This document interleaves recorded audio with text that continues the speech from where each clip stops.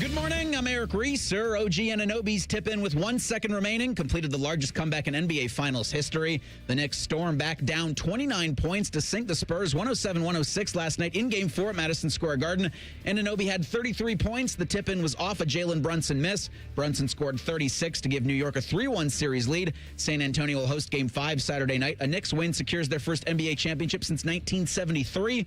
A Spurs win Saturday sends the series back to Madison Square Garden for Game 6 next Tuesday. In soccer, the World Cup begins today. Mexico, one of 3 host countries, plays South Africa at 3 o'clock. In baseball yesterday, the Yankees broke out the brooms on the Guardians, winning in Cleveland 8-4. Guardians have Thursday off. They'll host the Tigers on Friday. As for the Reds, Cincinnati dropped the series finale in San Diego last night 5-4. Redlegs look to rebound Friday in a homestand with the Arizona Diamondbacks. You can hear Reds baseball all weekend long right here on The Fan, Ohio's sports destination. Your morning just got more interesting. Distilled and barrel-picked for your listening pleasure. Bo Bishop, a local sports media legend. What William T. Sherman was to the Union Army, he is to Northern College football. A husband, a father, and middling youth sports coach. He's friends with Central Ohio sporting royalty. Talking to Ohio State Athletic Director Ross Bjorken. Coach Day walking on with us right now. Good to see you, buddy. Good buddy Austin Ward. My good buddy Tim May, the Tim May Show. The great Doug Lavery is joining us. Hi, everybody. Dom Barry here. Oh, Reese came in and he handed me papers. Yeah, and then and then he said, "You see that button? That's the only button you need to worry about. Don't touch. There's 8,000 buttons in front of me." Oh, I didn't know what he was talking about. The one that says on. We blew the budget on this imaging, and only 2 guys answered our ad on Craigslist. Ryan Baker and Eric Reeser. Act accordingly. You're now listening to Bishop and Friends. Bishop and Friends is sponsored by Diamond Seller, your true jeweler for over 75 years. All right, let's do it live on a Thursday edition of the program. Bo, the boys with you for the next 3. Reese is here. Isaiah is here. We will hit your emails coming up. A robust mailbag, kids. A very robust mailbag. We'll get to that at 10 o'clock. Get to as many as we can. Mr. Feinbaum going to drop by at 10:30 as is customary on a Thursday. 11:30. Looking forward to this one. Shehan Jayaraja, he is a national college football writer at CBS. He is the Football Writers of Association president as well. So we will have him on to discuss the Texas Tech situation as that continues to escalate, with Texas Tech now having a say on that as well. We begin, though, with, you just heard it from the Handsome Update anchor. I watched it live. Sort of. I sort of watched it live. So I was into it. I thought all of the pressure was on the Knicks. It's interesting. I was watching Inside the NBA, which was on before, and it's a delight to see those guys. I thought they had a pretty rough show, honestly. They were kind of all over the map and lacked a little bit of direction on all of it for their level of what you expect out of them. But it's awesome to hear them. And then you get into the game, and the Spurs are kind of handling their business, and then it goes nuts by the end of the first quarter. It's 41-22. They end up scoring 76 points in the first half of this game. And at this point, I said, you know what? Let's take a break. And I was looking for a new show to watch with the blonde, and so it was between Dutton Ranch, which, yes, I'm a glutton for punishment. It was between that, the Madison, what else? Mobland. We test drove Mobland, and we settled on The Agency. And so I have no idea. We watched one episode of it. So we settled on The Agency. I'm a sucker for espionage and CIA and all of those things. So we settled on that and watched an episode of that. I guess a second season is coming out next month or something. So that led me to believe that it must be at least decent. So we watched the first episode of that, and it was fine. I started at 10 o'clock. At 11 o'clock, that's bedtime for your Uncle Bo. I'm done. That's lights out. In fact, quite honestly, I don't even want to still be in the vicinity of the basement where I watch the shows at 11 o'clock. I really want to be in bed at 11 o'clock. And as I flipped the television from the Paramount Plus app to live TV, the Knicks were down 15 points.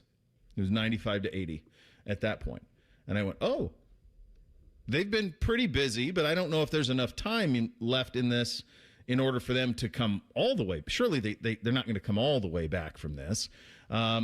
And so I put Buddy at Garrity out, and he goes to the bathroom, and we put him in. He's in his little house, and he's happy, and it's lights out time.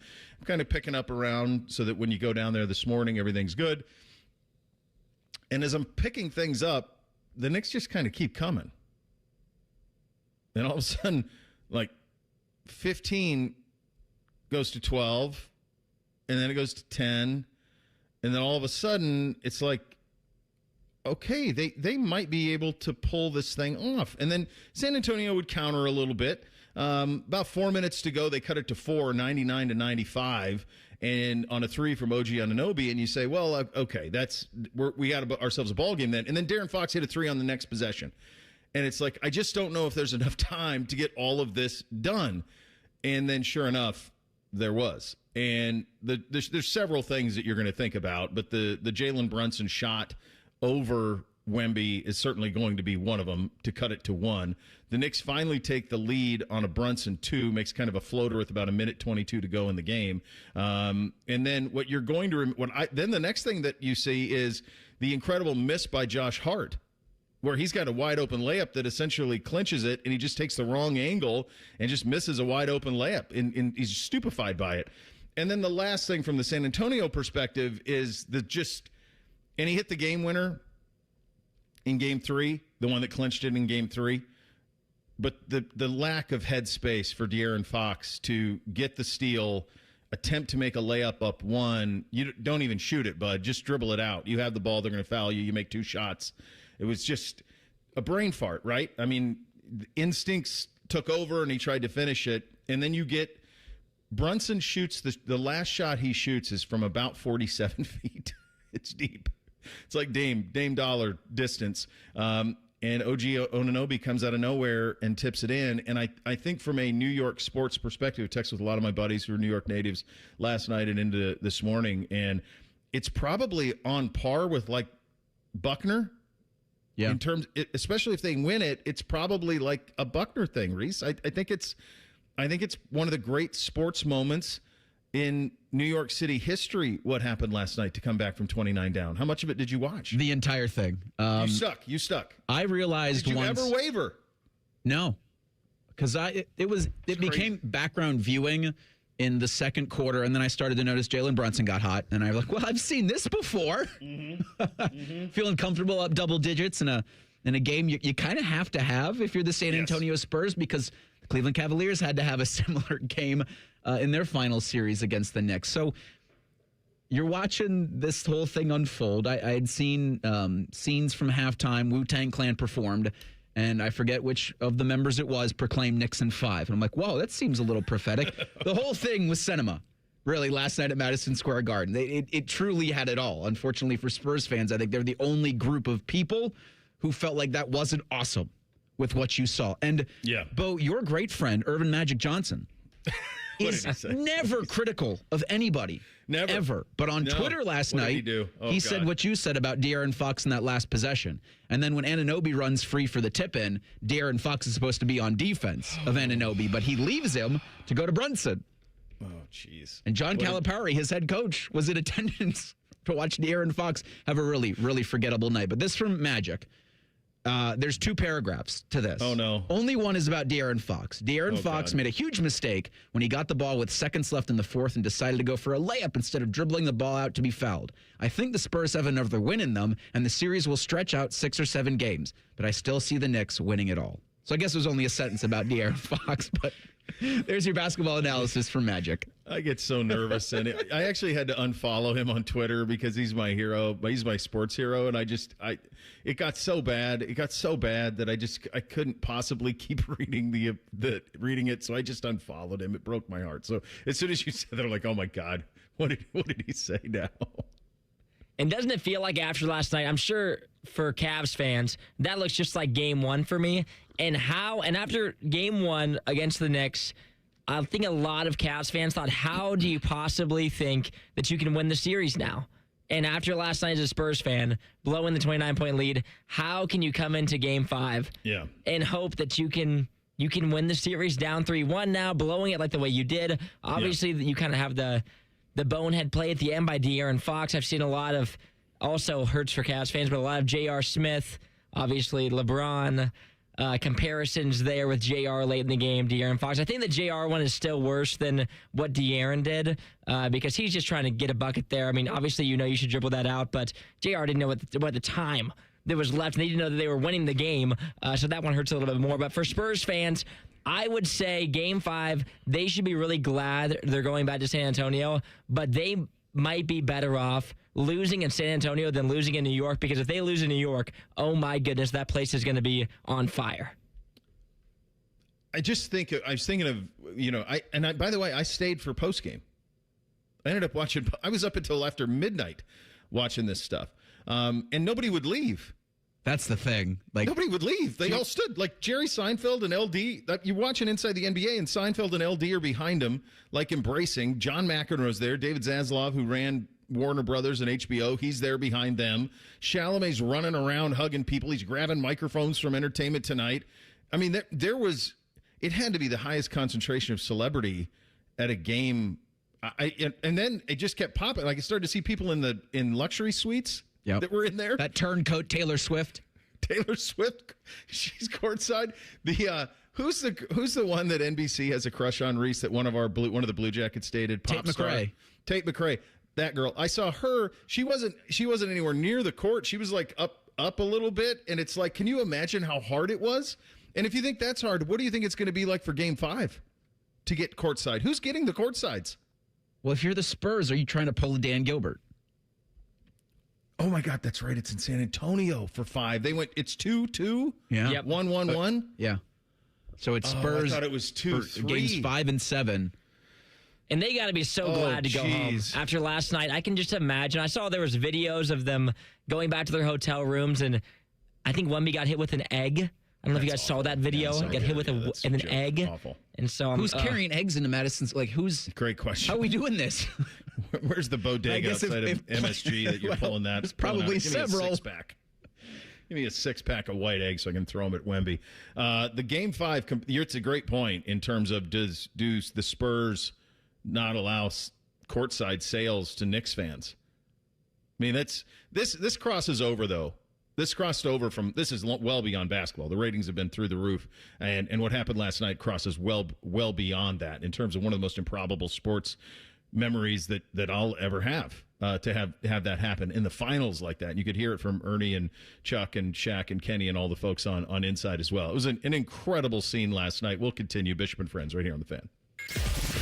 We're known for 3 things: games, conversation, and Common Man yelling about things only he cares about. The Fan, Ohio's sports destination. Need a new ride before summer hits full speed? Head to Germain Honda of Dublin, where the Honda SUV lineup is ready for your next adventure. Choose from the versatile Honda HR-V or the always popular Honda CR-V, with a great selection of gas-powered models available right now. Plus, well-qualified buyers can take advantage of some of Honda's best lease offers of the year. Whether you're commuting across Columbus or planning a weekend road trip, there's a Honda SUV built for the journey. Visit Germain Honda of Dublin on Sawmill Road or shop online at GermainHondaofDublin.com. I'm Jeff Hogan.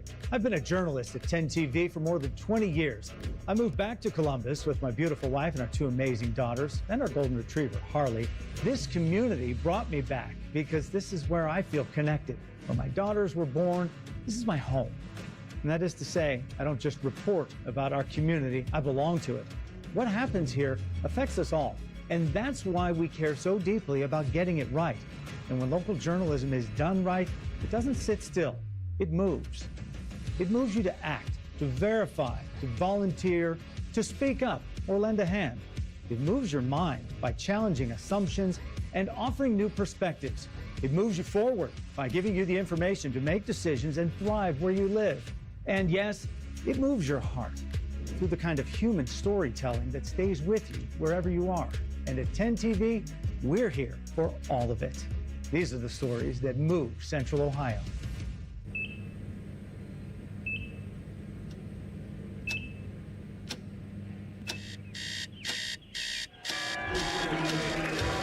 Got this.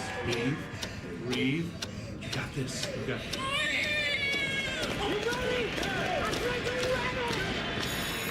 In the moments that truly matter, what do? Rise to the occasion. Ohio Health. It's time.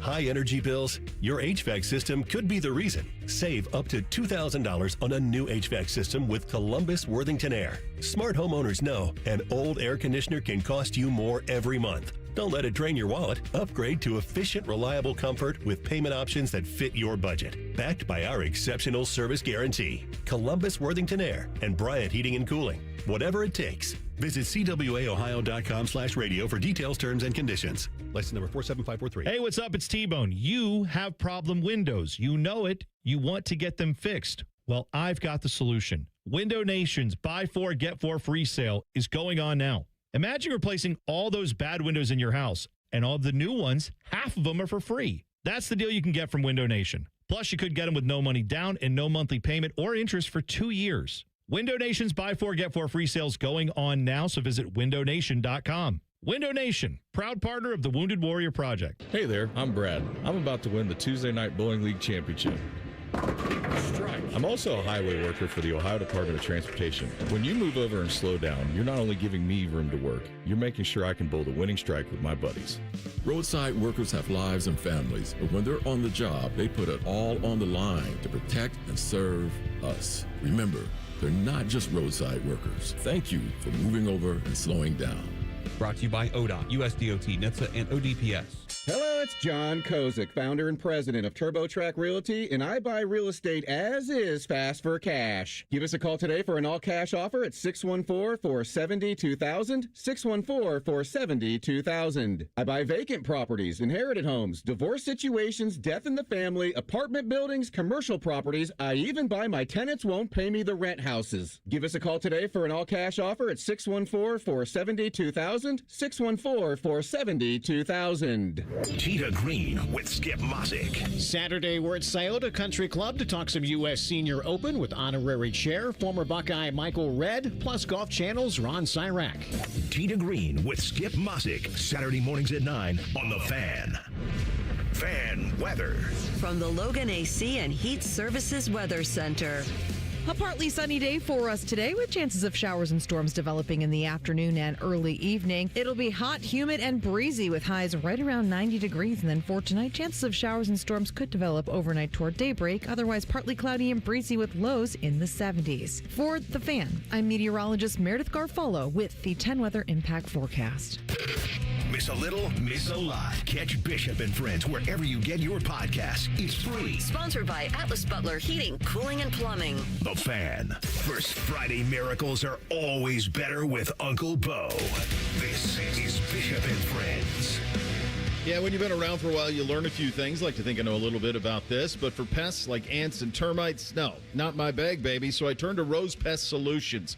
Over 165 years of experience, they've mastered their craft. The nation's oldest family-owned pest control company. The pros from Rose protect Columbus homes and businesses with expert pest prevention and treatment. Got a pest problem? Rose is the solution. Call 800-966-ROSE or visit rosepestsolutions.com. I just retweeted this image of LD on the miss from Jason Hart. Just hugging and looking for some sort, almost crumbles in the agony of the miss on the miss from Josh Hart, and then gives a hug to John McEnroe, who he was sitting by. It's you can't do. Is it the greatest moment in New York sports history? Because they've got a billion Yankees moments that are just absolutely crazy. They've got the Eli Manning throws. There's all sorts of moments on that side of things. But I do think that there is, if you do best moments in Knicks history, it's probably second only to Willis Reed, who limped out in Game 7 of the NBA Finals against the Lakers after not playing a Game 6, limped out, and then they won the championship in 1970. That's probably the one that it'll be compared against. And if it wins, I do think it's kind of a Buckner moment where it's a legendary moment that's remembered forever. And the shot of OG Anunoby, like racing in for a tip in, it was so improbable. Like, it was almost like, where did he come from? Mike Brown, who's on the precipice of a championship of his own, weighed in on OG's game winner. See if I can find this one here for you. Sorry, Bo. It's all right. It's all right, buddy. You know, that has to be unbelievable. You know, how he had to control it and tip it in from. I mean, like I said, you know, that has to be the most iconic shot in the history of New York basketball. I mean, I'm not you guys know better than me, but it was just unbelievable. If they win it, it is. Kind of that simple. They got 3 shots at this thing now, and if they win it, it is. It's the stuff alleged. And one of the things that's really cool about there's a reason, guys, that every streamer, every app, every network, there's a reason that they're, quite honestly and candidly, are overpaying for live sports in some instances. Sports are loss leaders. The NFL for CBS and NBC and Fox, it's a loss leader. They don't make their money back on it, but it's the association that they have with the NFL that lets them prop up the rest of their products and their apps and everything else. It's because live sports that you care about still rocks. It's great. Watching that last night, there was nothing that I was going to find on any streamer, and God knows I tried, largely forgettable first episode, that could match when it's at its best and the stakes are this high and you get this type of athletic performance. It's undefeated. How much of Dutton Ranch and or Mobland did you get through? I think sometime during the show, I want to hear about both, because I've seen both too. So have you watched both? Yes, so, I've given both a chance. I'll say that. All right. So my wife was leaning the Madison. That's the Taylor Sheridan, Michelle Pfeiffer, Kurt Russell, New York family moves to Montana to find peace. And that felt a little the horse whisperer to me. I just wasn't up for it last night. So it just seemed a little too sappy. I watched the trailer for Dutton Ranch, and I just was like transported back to the last couple of seasons of Yellowstone. I'm like, I just can't live in a world again. I don't want to enter into a world again of where, Beth Dutton is just kicking people's ass with no repercussions. So I didn't land. Mobland was my original choice. So that's a Guy Ritchie vehicle, Pierce Brosnan, Helen Mirren, Tom Hardy. That one was pretty intriguing to me. They kind of had London Underworld. I love all of that. So I thought, well, this feels like a win. But I could tell as we were watching the trailer that I don't think the blonde was in for the level of violence that seemed like it was coming my way. It's heavy. Mobland. Yeah, it seemed like it was going to be quite. What's the other one on Netflix that he did that's a little bit more good-natured? The Gentleman.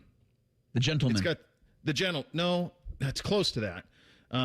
Is that what it is? The Gentleman? Maybe it is The Gentleman.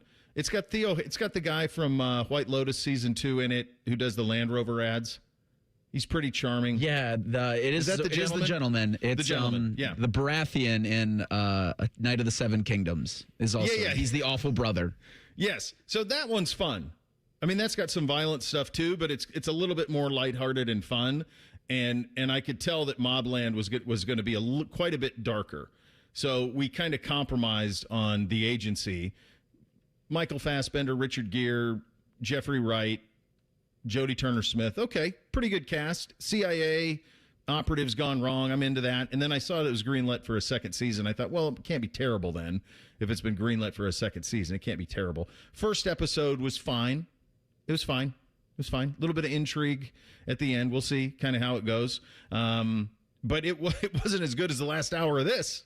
I'll tell you that. That's the thing where we, talk about Game of Thrones and how that show and shows before it were the next day everybody's talking about it. That was this last night. And I think for the NBA and the NHL is probably hoping that one of their next few games can have that. Like the last quarter, the last period, it has a moment like this that's all you're talking about the very next day. You're talking, these are doing about 20 million. The old water cooler conversation. So, yeah, I've coined this about a decade ago, when Thrones was out, and you could kind of tell where the television model was going. It was like the only things that you have to watch live are sports you care about in Game of Thrones or something like that. Like there was a time Yellowstone was that. This crossed over now. I mean, you're talking about in a fist fight for our attention that happens on a daily basis that comes at us from our phones, from apps, from video games, all of the things that we're being stimulated by. What it takes to cross over and create a 20 million audience is pretty remarkable anymore for something other than football. I mean, it doesn't happen very often that you get this. You get sometimes a Game 7 in a World Series, if it's the right teams, right? You may get it in the World Cup, which we're going to get to in a second here. You may get something like that if there is a run that happens. On a smaller level, we got it in the Olympic hockey, where you got something that you didn't have to be a hockey fan. In fact, most probably weren't who watched, but you watched USA Canada. The Olympics are a great example of it in general, Reese, honestly, because nobody watches any of that stuff other than once every 4 years. But it becomes a cultural phenomenon.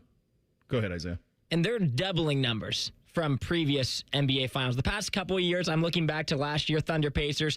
I mean, the tops for that one was like $9.5 million.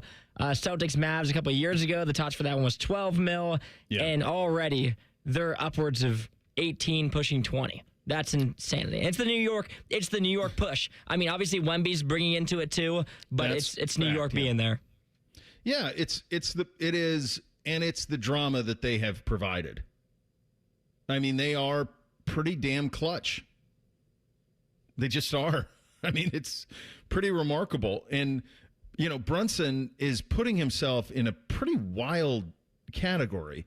I heard Kenny Smith talking about this yesterday on Inside. He was saying, somebody asked him about Jalen Brunson. Brunson was sitting there, they were doing the post game, and he said, somebody asked me about you as a player because, Kenny's a New York guy. And he said, you're a winner. He goes, I've known you since you were a little kid. I knew your dad. You're just a winner. And I guess he won a 19U AAU national championship. He won 2 national titles at Villanova. And now this. So, yeah, I mean, and they're on the precipice now of something that, this is one of the great, it's this one, it's the Cleveland Browns, it's Toronto Maple Leafs, it's these all-time, like, legendary, diehard fan bases that have starved for championships for so long. Indians, Guardians, I suppose, are probably in that as well. They've starved for so long for something, and they're on the edge of it now. So, going to be fascinating to see a Game 5 on Saturday night. It's Saturday? Back in San Antonio? Yep, Saturday, 8:30. Okay. Which is fine for San Antonio, but did it have to be 8:30 last night? As an aside, could you do 7:30? I wish they would just tip them at 8. Just tip it at 8, and then we're fine. That first quarter lasted about an hour last night. It took forever to get through that first quarter. All right, so all of this stuff is going on. You have an NBA Finals. You have the NHL Stanley Cup, where they're scoring goals left and right at a pace we've never seen. And then in the middle of all of it comes the World Cup on the entire continent, with geopolitical influences all over the place that are making everything quite awkward. Will this thing land the way that it was supposed to? We'll get to that in 2 minutes. Bishop and Friends, right here on The Fan. I'm Leslie from Pella Columbus. And I'm Wilson from that other window place. Wilson, what are we wearing? Lie detectors. Anytime a lie is detected, we get a little shock. All right, let's try them. So, Pella was rated by homeowners as the leading window brand here in Columbus. Nothing? Okay. Well, our windows can change the look of your home. Ow. This thing sometimes shocks you when you tell the truth. Ouch. It's okay. I'm having fun. Get the windows that can change the look and feel of your home at PellaColumbus.com. Family owned and operated. It isn't all sunshine and rainbows. This is Dennis Sullivan, president of Care Heating and Cooling. Here's something you don't hear admitted very often. When you run a business with your family, you don't always get along with them. We argue, we debate, we have real conversations about the decisions that we make. But at Care, every conversation comes back to our priorities, doing right by our employees and our customers. Because when you treat your team like family, they take better care of the families they serve. And when you treat your customers the way you want your own family treated, trust follows. That mindset doesn't always maximize short-term profits, but it builds something better, long-term relationships. Today, more and more local companies are being bought by venture capital firms, where maximizing profits often leads to a sales-first mentality. Care is still family-owned and locally operated, so we can keep people, not profits, at the center of every decision. Care Heating and Cooling. Call 1-800-COOLING when you need a company you can trust. If you don't have Friday, June 12th circled on your calendar, get out a marker, circle that 12. Hollywood Casino Columbus is the place to be. Scotty Vegas here, and we're going to be cheering on Team USA in the sportsbook with a big watch party at 9 o'clock. Contest, prizes, plus the all-new Hollywood Casino Columbus Hotel grand opening is June 12th. Brett Michaels live, fireworks, swag, food trucks, and our watch party. Must be 21 or older. Gambling problem? Call 1-800-589-9966. Bishop and Friends is sponsored by Diamond Seller, your true jeweler for almost 80 years. The Fan, Ohio's sports destination. What's up? What's up, man? What's up with you? Sponsored by Apex Pros. The pros who knows. All right, here's what's up on a Thursday edition of the program. The World Cup starts today. Yeah, that's right. The World Cup. Like the big one. Once every 4 years. It starts today. Mexico's going to host South Africa today at 3 o'clock. All of the broadcast rights are on Fox. It's spread out over an entire continent as opposed to the last time we hosted in 1994, which is an entirely USA venture. The host sites are predominantly coastal cities, is the way it's basically going to be played in terms of if you want to go to it. There's really nothing in this region of the country where you're going to be able to see any of this stuff. So it's mostly going to be on the coast. It is happening with the backdrop of a pretty wild geopolitical situation where our current administration doesn't particularly like our neighbors, it doesn't appear, and maybe they don't like us either. So that adds to it. There's all sorts of immigration and visa issues, visa issues in terms of people trying to get in, passports trying to get in. So all of this is off to a brutal start. And whether you like soccer or not, or care about the World Cup or not, it's the biggest sporting event in the world. And if you're just interested in awkward press conferences, the one that was held yesterday with the FIFA president was stunning in terms of just everything that's going on and the questioning that went back and forth. So all of that is the backdrop. Here's the other thing that you have to wrap your head around with this. I was in high school the last time we hosted a World Cup in 1994. And it was something. It was my first time watching soccer. I'd never seen professional soccer in my life. You couldn't watch it. There was no internet, kids. You could not watch soccer. I had no idea what the Premier League was. I had no idea what any of it was. My knowledge of soccer at that time, at the time of the 1994 World Cup, was Pele, Maradona, and Franz Beckenbauer because he was German. That's it. That's the list. That's all I knew is that. That's it. The 1994 World Cup put the sport on the map in this country. To this day, it is the most profitable, financially successful World Cup in history. It broke tournament records for overall attendance. Almost 70,000 fans per game attended the 1994 World Cup. Numbers that stand to this day. Despite the tournament getting bigger, those attendance numbers and profitability of the 1994 World Cup hold up to this day.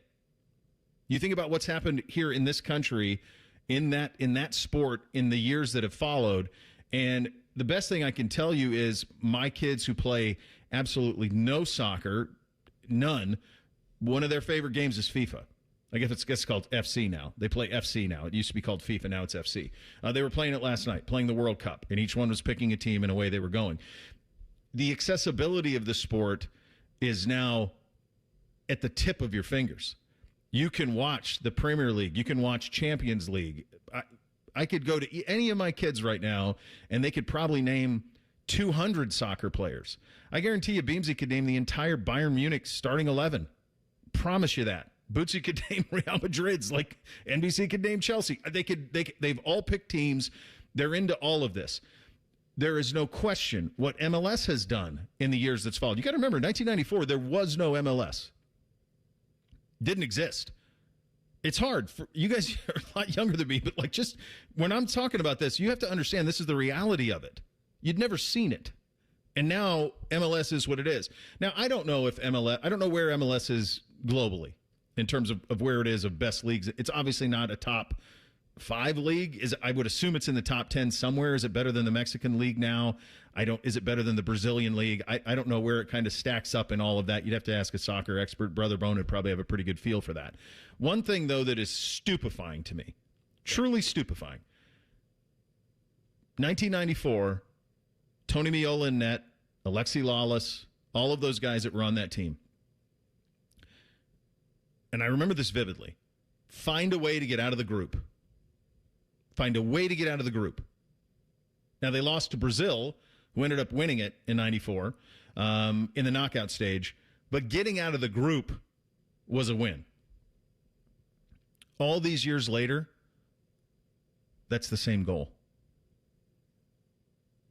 We are no better off as a soccer country. And at the international level, we are not a contender. We are not one of the dark horses who could potentially make a run at it. I was listening to Taylor Twellman on with Tony Kornheiser yesterday, and he was kind of going through like if the U.S. could get out of the group and get to the knockout stage, and that's kind of like, well, then it's a success. After all these years, same. It's the same. If you would have told me in 1994 as a high school kid that we would have a World Cup again in 2026 and we are no better off in terms of our expectations as a soccer country, I would have said somebody screwed something up. Feels in like development, in what whoever has been at the helm, you blew it, boy. There's no reason for us to have not progressed at all in all these years at the international level. None. Feels like U.S. soccer has had more scandal and scuttlebutt than actual success. I don't know anything about the other three teams in the group that they're in. Group D, Turkey, Australia, or Paraguay. They're playing Paraguay tomorrow at SoFi or the Los Angeles Stadium at 9 p.m. Yeah. I was looking at some of the tickets going in the thousands of dollars for that opening round game. In 94, they're going for $45. Jeez. And that final, the 94 final, I think was Brazil-Germany in the... it was Brazil-Italy. In the Rose Bowl. In 94. Yeah, Brazil-Italy. Roberto Baggio missed a PK, and he was the best player for Italy. But yeah. Why couldn't they play in the Rose Bowl?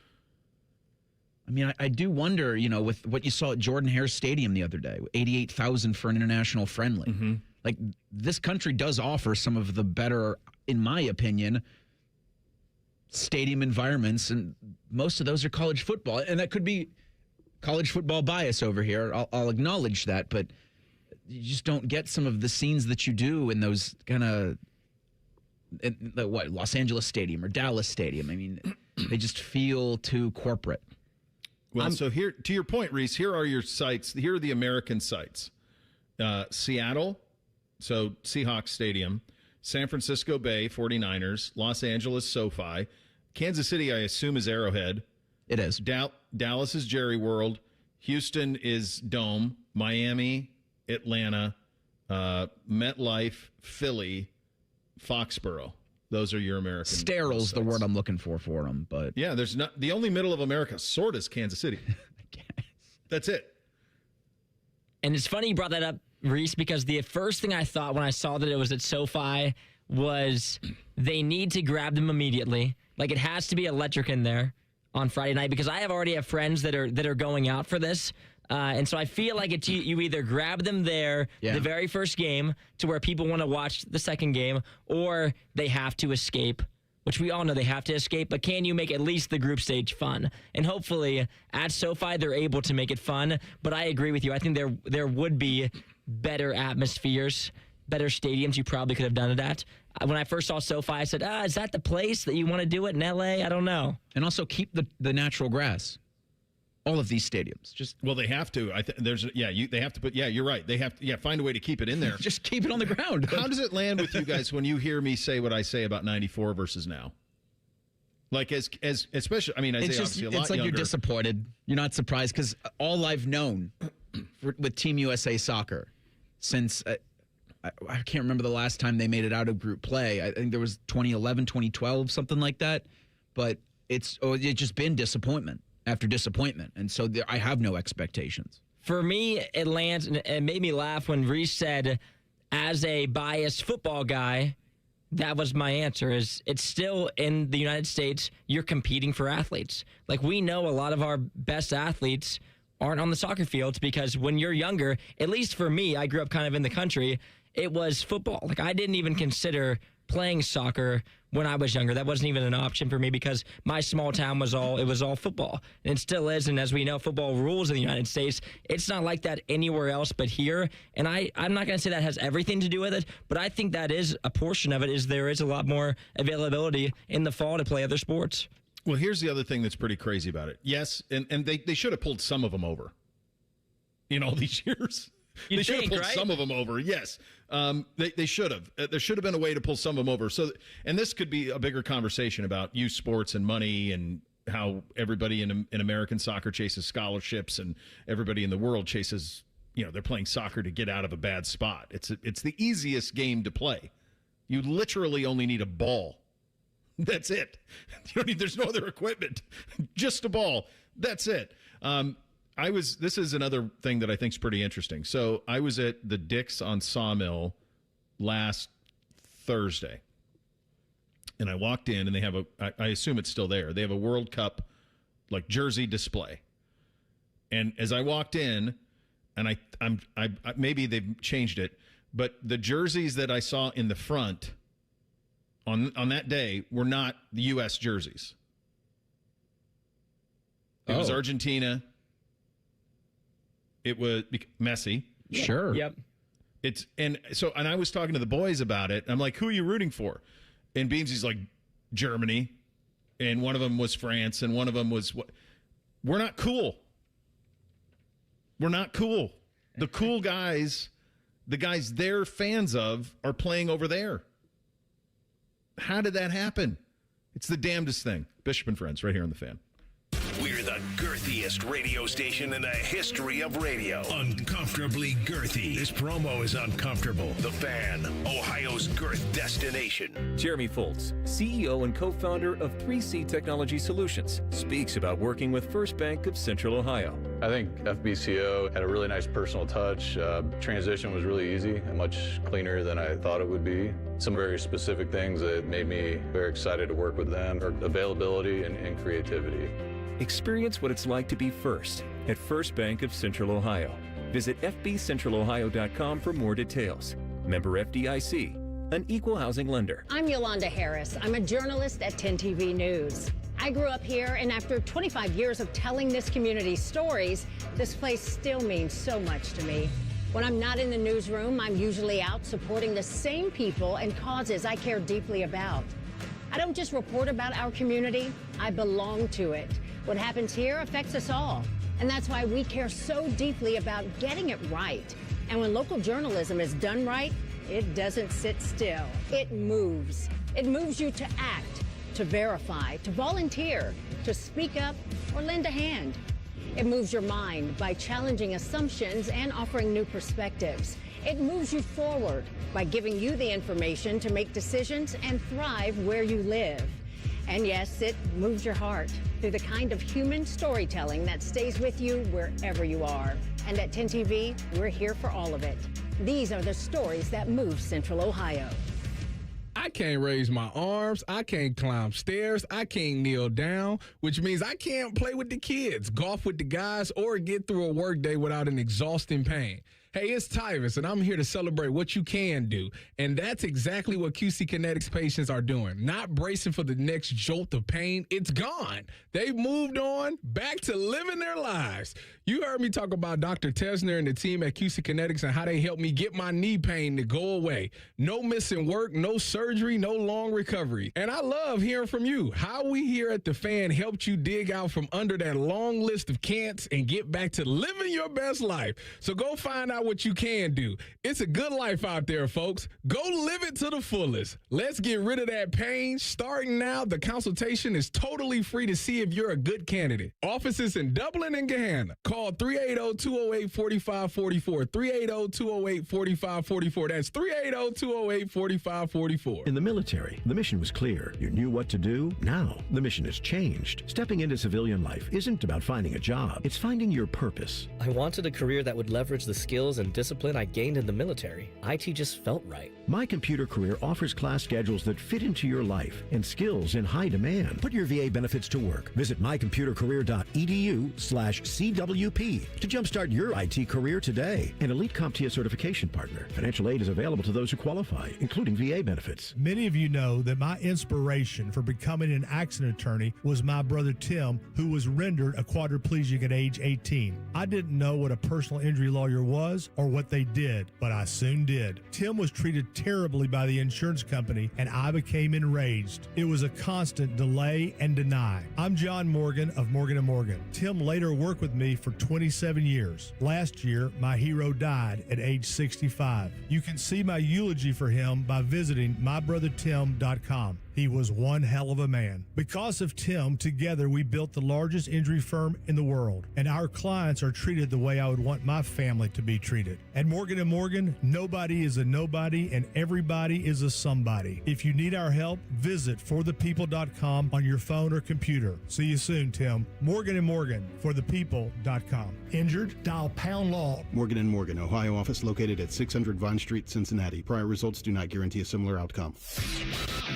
Your favorite fan shows are available as a podcast. What a concept. And don't miss exclusive podcast content like Austin and Byrne. Listen on your schedule from anywhere in the world. Available wherever you get your podcasts. The Fan Guest Hotline is sponsored by KDHVAC, doing whatever it takes to keep your home comfortable. The Fan.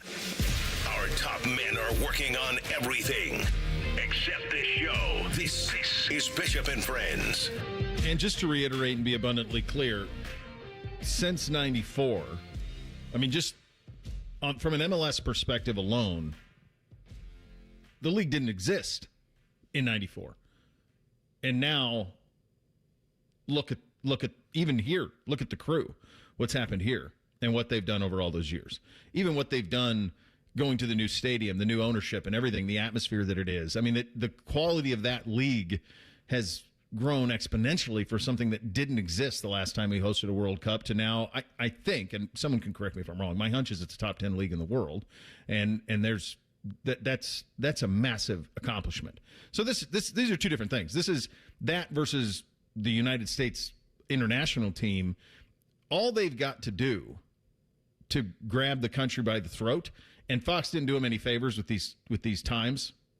9 o'clock on a Friday night. I mean, that's as brutal as you can possibly be. Like, if you're Fox and basically broadcasters control these things, that's stupefying that you're not having Team USA. Team USA should debut tonight. They should be tonight in prime time. 7:30, 8 o'clock. Maybe they should have been the first game or first match. Could have.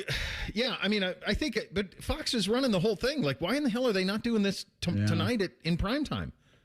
Everybody knows Friday night is the hardest night for audiences that there is. And in the summer, it's even harder. So, like, that late at night on a Friday, that's tough. That's very, very tough. And they just, but if they get out of the group, and I don't know how the bracket works. They got more teams in it this year than they've ever had, so I'm not sure how the bracket works. But if they get a matchup against, one of the traditional powers, and then they can pull an upset, now you grab the country by the throat a little bit. It doesn't take much. It just takes some wins. Reese, when did you say was the last time we were out of the group? So it looks like they made it out in 2022. They made it into the round of 16. Okay. Man, I don't remember. That was the one in Qatar? Yeah, they didn't even qualify in 2018. Yeah. And we didn't have to qualify this time because we were a host. Which is kind of lame. It is. Well, they've added so many teams, too. Like, sure. It's stupefying. How the hell is Italy not in this thing? Like, they didn't qualify? They've won this like 4 times, and they didn't qualify again? And they got all these teams in? It's kind of wild. Should we do a draft for rooting interest? Yeah, that could be fun. Yeah. Okay, so you're going to... Bake doesn't care about this at all, Isaiah, so this is perfect that you're here. Perfect. As the new... I'll go last. And you go first. Well, the new guy goes first. Okay, Isaiah goes first. Good, because that puts a lot of pressure on him, less on us. I don't know what Fox is going to do. Wait, the Guardians and the Yankees were on Rabbit Ears the other day, and watching them on Fox, there was, at least from my vantage point, no advertisements for the World Cup. So I don't even know what the music is going to sound like on Fox. I've heard none of it. Right. That's what I'm saying. Like, when it's not on ESPN and you don't see the cross promotion, ESPN has Stanley Cup and NBA, which I'm watching both of, and they're not promoting it at all because it's not on their network. Now, if they had it, which they did, they had it through, I want to say, the Brazil World Cup, and it was perpetually promoted. I'm not seeing anything from Fox in terms of the promotion of this, but I'm also not watching FS1. I found some Fox music that we may or may not be familiar with. Perfect. And we can use this as kind of walking music. By the way, it would be so Fox if they just said this is your World Cup music. Yes. Get Terry Bradshaw out there to explain what a PK is. Now I kind of need that. Where's Strahan? Can Strahan tell us what offsides is? I mean, that's kind of where we're at. All right, Isaiah, you're drafting first. We'll draft 4 teams. We'll go rapid fire, 4 teams, and then we'll come up with some sort of a point system to determine the winner, and then the winner will get a nice prize that I'm happy to provide. After hearing this music, it makes me feel, for some reason, more American. So for that reason, I'm going to go with Team USA. It feels like an okay first overall pick. The first pick had to be Team USA, right? It had to be. Feels so wrong if I would have went somewhere else, especially after hearing that music. Oh, man. Nothing says America like Fox NFL Sunday. Go ahead, Reese. That albino boy, is he playing for Norway? Holland. Yes. Erling Haaland. That guy. Give me Norway. Oh, my God. All right. Well, I guess I'm going to win this thing because I'm going to take, and I got the turn. So give me France and Spain.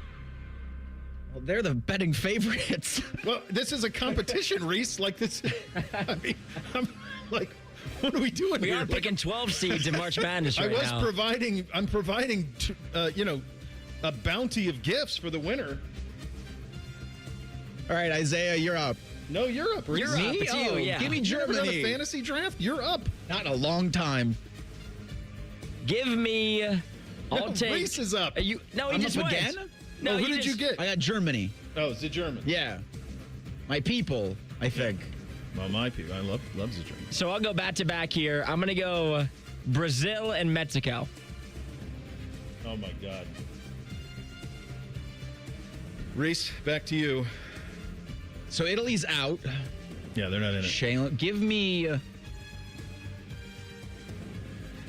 the Netherlands. Oh, I like them. A little bit of a dark horse there. The clockwork orange. Well, I mean, guys, I hate to do this to you, but you took Brazil, right? Yes, Brazil is gone. Right. I'll take Argentina and England.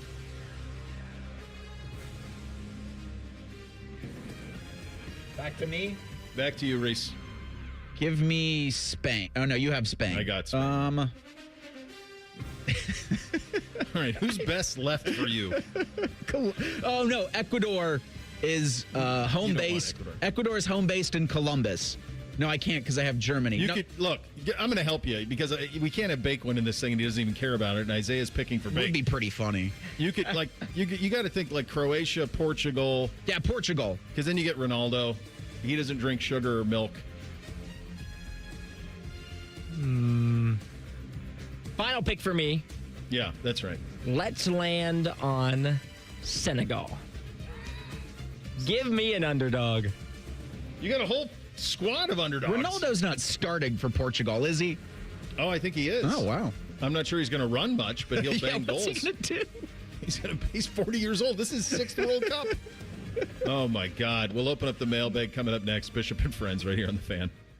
During this 10-second promo, Rothman will lose money gambling on something. People like you come here and blow the family nest egg that built this town. Rothman and Ice. Weekdays from noon to 3. The Fan. At Babs R Us, we believe home improvement is life improvement. As the Midwest's fastest growing 5-star bathroom remodeler, we're more than just transformations. We're a community driven by a mission to bring your dreams to life. Our installation team, part of the Babs R Us community, isn't just skilled. They're dedicated to respecting your home. Each day, they bring craftsmanship and hustle, turning your dream space, no matter the size, into reality. Together, we embrace a culture that values diversity, collaboration, and giving back. From supporting local projects to fostering a workplace where every voice is valued. Babs R Us is more than a company. It's a community of experts. We're also expanding locations to create more possibilities for homeowners across the Midwest. Wherever you are, you'll find us ready to turn your dreams into something you can see, feel, and enjoy every day. Right now, get $1,500 off a shower or tub replacement, or $3,000 off a full bathroom remodel. Plus, low to no monthly payments. Call 380-225-BAB to schedule your free estimate or go to babsrus.com. Babs R Us, where dreams soak in. Dip it, dunk it, smother it. It's queso gone wild at Hothead Burritos. Try our new loaded potatoes covered in queso and topped off with hardwood smoked bacon, burritos, bowls, nachos, and more. Hothead Burritos. Get up and get you some queso.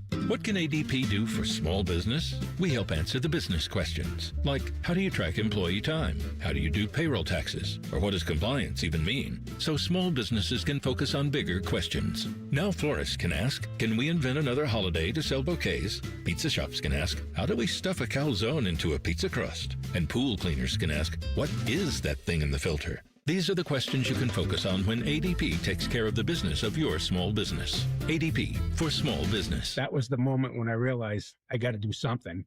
I was scheduled to go in for knee surgery, and for the pre-op, they do the blood work. It was determined that I was now type 2 diabetic and I was severely overweight. Years ago, I could cut back and lose weight, and I was finding it difficult to do that. 2 days into the Awaken 180 program, my daily glucose level went from 170 down to 61. 1 week into the program, I lost 10.5 pounds. That was the eye-opener that I knew this was the right thing for me. They teach you the lifestyle change and how to be smart. I just can't say enough good things about Awaken 180 and the positive effects it has on you. It has completely changed my life. Thanks, Phil. Austin Ward here, and Phil wanted to share his Awaken 180 story for the same reasons I have for so many years now, to let others know there is a medication-free solution for weight loss. Find your results at awaken180weightloss.com or call 844-346-1800. I'm Brianna Albizu, traffic anchor for 10 TV News this morning. Columbus is quickly becoming my home, and this community has welcomed me with open arms. My mission is simple, to help you get to where you're going quickly and safely. Whether it's helping you beat the slowdown on 270 or giving you detours around major construction, we've got you covered. Because when your morning's on the move, so are we. Make the move to 10 TV News this morning, weekdays from 5 to 9, anywhere you watch.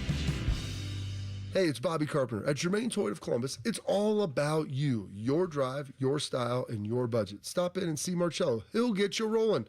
Germain Toyota of Columbus on the corner of I-70 and Bryce Road, or check them out online at germaintoyota.net. There's an old story about cat toys that's been retold for over 20 years because it perfectly explains who we are.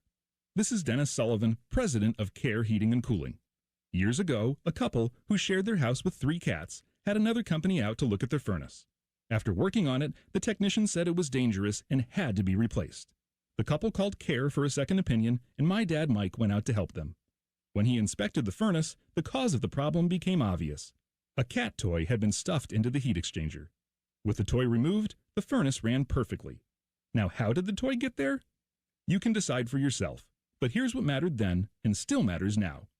The first company paid commissions to their service techs to sell new furnaces.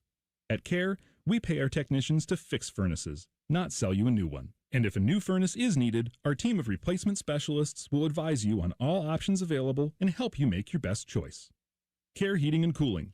Call 1-800-COOLING when you need a company you can trust. Hey, what's up? It's T-Bone here for Window Nation. If your air conditioner never seems to turn off, worn out windows could be the culprit. Upgrade your windows now during Window Nation's Buy 4, Get 4 free sale. Imagine replacing all your windows and getting half of them for free. Plus, you could get them with no money down and no monthly payment or interest for 2 years. Don't wait to put an end to your window problems. Save big with Window Nation's Buy 4, Get 4 free sale. Going on now. The sale ends soon, so visit windownation.com. Window Nation, a proud partner of the Wounded Warrior Project. Broadcasting live from the McDaniel GM Superstore Studios. Driving excellence since 1916. Chevrolet. Together, let's drive. WBNS HD1 Columbus. Good morning. I'm Eric Reeser. The 2026 World Cup begins this afternoon in Mexico. Team Mexico plays South Africa at 3. They're one of 3 host countries, along with Canada and the United States. Team USA opens in Los Angeles, playing Paraguay tomorrow night at 9 o'clock. In basketball, the Spurs blew a 29-point lead last night in Game 4 of the NBA Finals. San Antonio lost in New York 107-106. The Knicks got a last-second tip-in from OG Anunoby that gave New York their first lead of the game, and now a 3-1 lead in the best of 7. San Antonio will host Game 5 Saturday night. In baseball, both the Guardians and Reds lost Wednesday. Both teams are off Thursday. Cleveland will host Detroit on Friday. Cincinnati welcomes in Arizona tomorrow night at 7:10. And on the ice tonight in Carolina at 8 o'clock, the Hurricanes host the Golden Knights in Game 5 of the Stanley Cup Final. This update is sponsored by BMI Federal Credit Union. Take a vacation from high interest rates with special rates on balance transfers at BMI Federal Credit Union. BMIFCU.org/consolidate.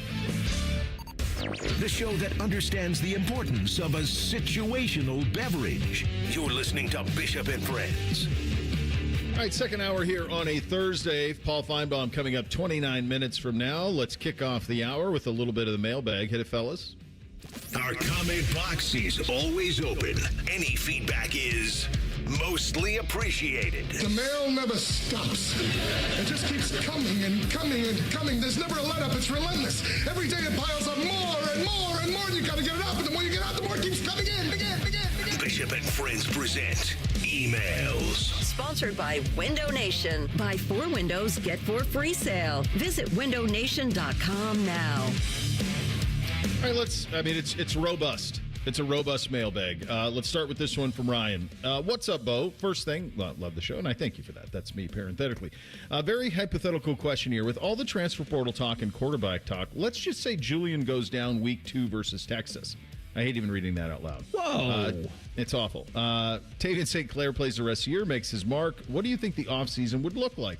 I know Ryan is very meticulous about his quarterbacks. Would Julian transfer out, or would TSC transfer out? If Julian came back, would they both want to compete for the number 1 spot? Could Ryan possibly try a 2-quarterback system again? This is very hypothetical, but I want to know your guys' thoughts as the transfer portal at NIL has changed the game.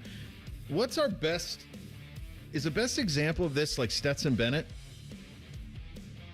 How he elevated, and then it forced the transfers that came. Is that the best? Or is it like Carson Beck? I was going to say Carson Beck going down. Georgia twice, right? Yeah. Or he goes, and I'm blanking on who Georgia's quarterback is right now. Is it Gunnar? Gunnar Stockton. Thank you. Yeah. That's probably it. I don't know what Gunnar was ranked, though, as a recruit. Was everybody in on old Gunnar Stockton? There's no real way to answer it because you don't, in his hypothetical, you also have no idea.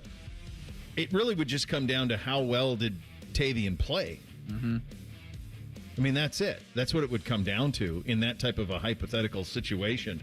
The one thing that's pretty interesting about the Buckeye quarterback room in the fall, Tavian St. Clair and Julian Sand have almost nothing in common when it comes to style of play. So you're going to make obviously, Julian is projected first-round pick, those type of things. If that's what he chooses to do, then you will build the offense in a different way if they believe in Tavian enough to do so heading into next season. So I guess this is a cop-out, but the reality is it depends. It would depend on how Tavian played. Yeah, because if Tavian were to play in the worst hypothetical I think it's ever been asked on this show, if he plays well, then you're not worried. If he doesn't, you're going into the portal for a quarterback. Regardless of what dog while you're here. Regardless of what you've done in recruiting, you're in the portal for a quarterback. That's what I think a great credit to what Ryan Day does not want to do, and go into the portal for a quarterback. And this would be one of the worst situations I can possibly imagine as an Ohio State fan is having to deal with these conversations. If this did happen, it reminds me a little bit of a couple years back when Quinn Ewers was thinking about going to the draft, and then there was Arch Manning sitting behind him. Just the pressure there becomes really tough, and so hopefully we don't have to endure this. Yeah. This one from Jeff, private equity in sports. Read a story recently about the athletic department at Utah undergoing layoffs as part of the deal with Otro Capital. Part of the deal includes transitioning many departments to a new private for-profit company in which Otro will hold a stake and have position on the board of directors. AD Mark Harlan stated that affected employees will have the opportunity to interview for a similar position with the new company, Crimson Brand Partners. The select number of employees expected to be laid off and potentially rehired at Crimson Brand Partners is currently unknown. This exact scenario is why Ohio State, no matter what, needs to never accept private equity money or allow the Big Ten to do so. Let's not forget that Michigan and USC were the ones that saved us from the first plan last year while Ohio State was on board ready to jump in. Utah is not getting a $500 million in free money from Otro. They are not interested in the future of the entity they invest in other than ensuring short-term profits for their investors. Utah can say Otro will have no authority to make decisions or whatever, but it's not a coincidence that layoffs are already happening, not even in a year after this deal was announced. This is already starting to look like a PE playbook we've seen in many industries. Anyone saying college sports will be different, well, as the great George Strait says, if you buy that, I have some oceanfront property in Arizona to sell you. Thanks for all you guys do. Thanks for quoting George Strait. He laid it out perfectly. This is why we were so adamant against private equity funding for the Big Ten and taking that money. Yeah. There's always a give back. Think of anything in your life you love that has been infused by private equity money? Has that thing gotten better? And has the quality gone up? It's the old David Scatino sporting goods analogy in season 2 of The Sopranos. Right. Like, the money is not free. And they're not going to not come for it. And probably at like the worst time, too. Yeah. Michael has an interesting one. Michael actually tried. This is pretty. He goes, just a note of information. Contacting Tony Petitti of the Big Ten. Oh. I just tried to contact Petitti in the Big Ten offices. Maybe I'm just showing my age, but I could find no email or phone numbers to contact. When I called, I had to have the extension number for the party I was trying to reach. I dialed 0, got invalid request. A contact link is normally on the homepage of an organization that might be interested in public opinion. So I will mail a letter voicing my opposition to a 2014 playoff and my extreme opposition to any form of super conference, which will completely kill any resemblance of the sport of college football I love. Michael also says, he continues here, that the super conference and the reasons for that. But by the way, never been more proud that you're a listener. Like trying to track down Petitti, God bless. Spectacular. Yeah, This is a good one from Snags. Okay, isn't the purpose of the NCAA to rule, if Sorsby plays, you will forfeit every game? Ergo, it doesn't matter what a judge in Lubbock says. Every game will go down as a loss. The College Football Playoff Committee, separate from the NCAA, doesn't have to vote them in, even if they go undefeated. My point is, what is a federal judge going to do to the NCAA? If they say he's ineligible, punish the school. We've seen the NCAA take away wins from past violators. This gives NCAA opportunity to punish in the present. I don't know the legalities, but the NCAA is a private institution. Why the hell do they have to listen to a federal judge in Lubbock? I think it's truly that simple. He might be right. The College Football Playoff Committee does not have to take them if it came to that. So they don't. That's the conversation where you look to the athletic directors at places like Nebraska and Georgia when they say, we're not going to schedule them in the regular season. Cynical Eric comes back and says, well, they weren't trying to schedule you anyway. But then I thought, okay, if some of those are on the College Football Playoff Committee, then it would be impossible to keep that sort of a bias out of a room if Texas Tech were to be on a bubble. It's a completely subjective room. If they're the champion of the conference, however, well, there you go. That's in the bylaws. So as long as they're not that, Reese. Tech's bubblicious, and this could be if Tech's bubblicious in any sport, then maybe the people go, nope. Can you imagine if they played in the Big 12 championship game and it was coming down to either they're going to be in or the committee's going to say, no, you're actually not going to be in? That would be incredible. I think for the story. Just think about this from the stupid selection shows. Oh my god! And they're not ranked.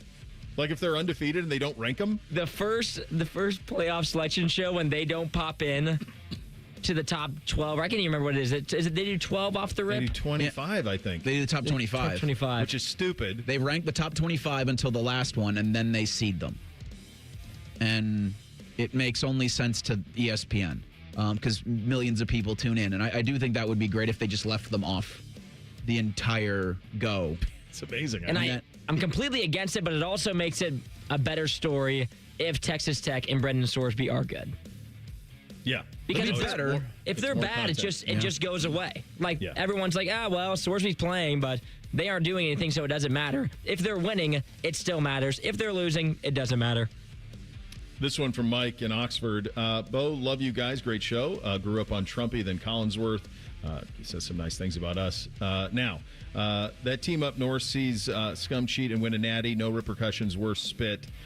So let's take Sorsby gambling and all and win a natty. Damned be them. See, there you go. Take a little scandal and win it. This one from Max, the title Dom Taberi story. My favorite Dom Taberi story. My mother-in-law was a good Catholic girl who grew up in Columbus and knew the Taberi family. Many years ago, she was visiting us from South Carolina. The TV was on Channel 10. She looked up and said, "Oh, look, there's little Dommy." For Dom's reference, her maiden name was Dorothy Balthazar. So there you go, Max. Thank you for sharing that. That's very, very good. Here's a 3 things. So this is someone who certainly gets the show. This one from Logan. Number 1, the weather's been unusually wild this year. I've been an insurance adjuster for 7 years. I've never had this much claim volume in Ohio before. Number 2, I pulled up to a home claim this week from none other than John Cooper. How about that? incredibly nice, fun guy who actually broke the Dom DeBerry retirement news to me.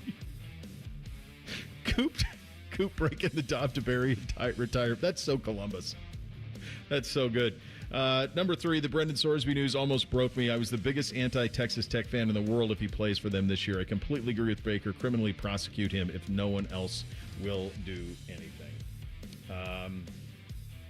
Last one, long time, first time. This is from Leroy. I heard Baker talking about the OHSAA softball tournament, but wanted to acknowledge the baseball tournament as well. That's actually where Bake is. He's up there calling that for the OHSAA up in Akron. The Fairfield Union High School baseball team is making an appearance in the Final Four in Akron this weekend for the first time in 40 years, led by 5 outstanding seniors and a pitching staff that just sent 3 juniors to the mound and through every inning of the playoffs. His son, Joey Baseball, is one of the 3 junior pitchers. How about a shout-out and best wishes for the Falcon baseball team? Leroy, you got it. We'll continue with the mailbag coming up next. Some interesting golf emails that we got coming off of the Memorial last week. Paul Feinbaum in 18 minutes. Bishop and Friends right here on The Fan. Unlike your deadbeat uncle, we'll never leave you stranded in a ditch when you were 6. This promo may have been a touch too specific. The Fan. Hey, what's up? It's T-Bone. Tired of snoring? Sleep Better Columbus can help with a custom mouthpiece that opens your airway and stops the snoring. No mask, no noise. Call 1-800-MORE-SLEEP or visit sleepbettercolumbus.com today. Stop snoring, sleep better, live better. Hey, friends, if you want to witness the world's biggest soccer tournament in person, well, look no further than Twin Peaks. Enter the Twin Peaks Go for Goal giveaway presented by Michelob Ultra and Casamigos, and you could be one of 5 grand prize winners who get the VIP treatment plus travel and lodging. For your chance to win unmatched views of the match, visit TwinPeaksSoccer.com to enter and choose your host city. Entries close June 14th, so don't wait. Twin Peaks eats, drinks, scenic views. Common Man here. Join me June 20th for the Common Man Mile at this year's Fan 5K in Westerville. Get signed up at 971therace.com. The 97.1 The Fan 5K is presented by Ohio State Wexner Medical Center, and the Common Man Mile is sponsored by Rose Pest Solutions. Rose Pest Solutions has been protecting Columbus homes and businesses for over 165 years. Got a pest problem? Rose is the solution. Call 800-966-ROSE or visit rosepestsolutions.com. This 4th of July week, Championship Golf takes center stage in Columbus. From July 2nd through 5th, the 46th U.S. Senior Open Championship comes to Scioto Country Club, where legends of the game meet hallowed grounds that don't play favorites. Feel the energy, the tradition, and the pressure of championship golf at its finest. Be there for every moment. Tickets are available now on SeatGeek. Common Man and Timmy. Voted America's dumbest show by Marconi voters. Common Man is a Columbus radio legend. And by legend, I mean it's a miracle he hasn't been fired yet. And Timmy is, well, Timmy will complain about anything and everything. And he kind of looks like a woman. Giggity, giggity, giggity. So there's that. Common Man and Timmy. Sponsored by Hinderer Motor Company. Weekday afternoons from 3 to 6 on The Fan. When you saw your heating bills this winter, did you think this is out of control? The problem is your house is leaking money, and the only thing higher than your heating bills are your cooling bills. Steve here from USA Insulation. Let us fix your energy bill problem for good. If you aren't foam insulated, you really aren't insulated. For $99 a month, interest-free, we'll foam your home and help cut those energy bills. 529-2440 or USAinsulation.net. USA Insulation. Hey, it's T-Bone again. Sleep apnea doesn't have to rule your nights. Sleep Better Columbus has been treating snoring and sleep apnea for over 15 years with proven results and now has an office open in Marysville. Call 1-800-MORE-SLEEP or go to sleepbettercolumbus.com. Stop snoring, sleep better, live better. Hello, it's John Kozik, founder and president of TurboTrack Realty, and I buy real estate as is fast for cash. Call today for an all-cash offer on any of your properties, and we can close within days at 614-470-2000, 614-470-2000. Do you own a property that's outdated and needs thousands of dollars in repairs? Great, I'll buy it. 614-470-2000, 614-470-2000. Would it be convenient for you if you could simply take what you want and leave the rest behind? Great, I'll buy it. I buy vacant properties, inherited homes, divorce situations, death in the family, foreclosures, commercial properties. I even buy my tenants won't pay me the rent houses. Call today and speak with me, John Kozik, for an all-cash offer and the help you need. At 614-470-2000, 614-470-2000, TurboTrackRealty.com. Common Man and Timmy. I think I may hate geese more than anything else on earth. More than people? I think I do. I hate geese. Common Man and Timmy Afternoons on the Fan is sponsored by the Hinderer Motor Company. Fan weather. From the Logan AC and Heat Services Weather Center. A partly sunny day for us today with chances of showers and storms developing in the afternoon and early evening. It'll be hot, humid, and breezy with highs right around 90 degrees. And then for tonight, chances of showers and storms could develop overnight toward daybreak. Otherwise, partly cloudy and breezy with lows in the 70s. For The Fan, I'm meteorologist Meredith Garfolo with the 10 Weather Impact Forecast. Miss a little, miss a lot. Catch Bishop and Friends wherever you get your podcasts. It's free. Sponsored by Atlas Butler Heating, Cooling, and Plumbing. The Fan. The best hair on the air. You are listening to Bishop and Friends. Indeed you are. We're proudly brought to you and sponsored by our great friends at Diamond Seller, your true jeweler for nearly 80 years. Back to the mailbag we go. Mr. Feinbaum coming up in 13 minutes from now. Lots of golf ones. Let's start with this one. PGA calendar. Remember Jack talked about this last week. This is from Mark in Dallas. Mark writes, no, you missed the reason from the switch from August to May for the PGA. It was to bring the Texas and Southern great courses into the list of viable host courses. An August date effectively eliminates courses here due to searing heat.